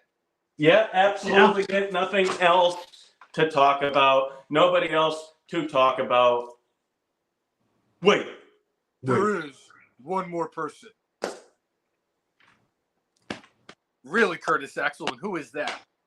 You know, guys, really quickly, before I go into my shtick, I just wanted to be known yesterday, which was January 25th of 2024, was exactly 9 years to the day when Eric Redbeard did the unthinkable and attacked me before I could actually enter the 2015 Royal Rumble. However, the most important thing about that is this.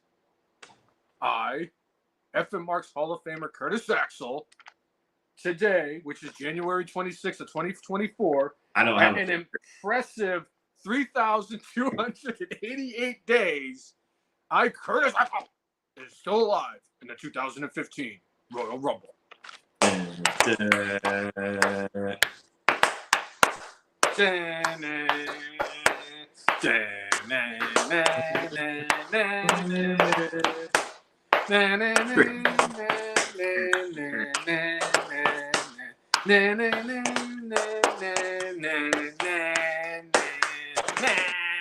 Oh, look, it's Eric Redbeard. And we have a half hour left in SmackDown. So, anyway. So, for episode 345, since I Pontiac Silverdome myself earlier, Brother. Episode 345 of everyone's favorite wrestling podcast, the F and Marks. I'm Jay. I am the brainless one. And I'm El Jefe. Make sure you mark out With your guac out. Go. See everybody. Enjoy the Rumble. We will catch you next week. Yeah. Give me Hate Slater tomorrow. Yeah. 3MB reunion. Yeah. Air guitars in the match before Drew throws him out. Yeah? Yeah. Yeah?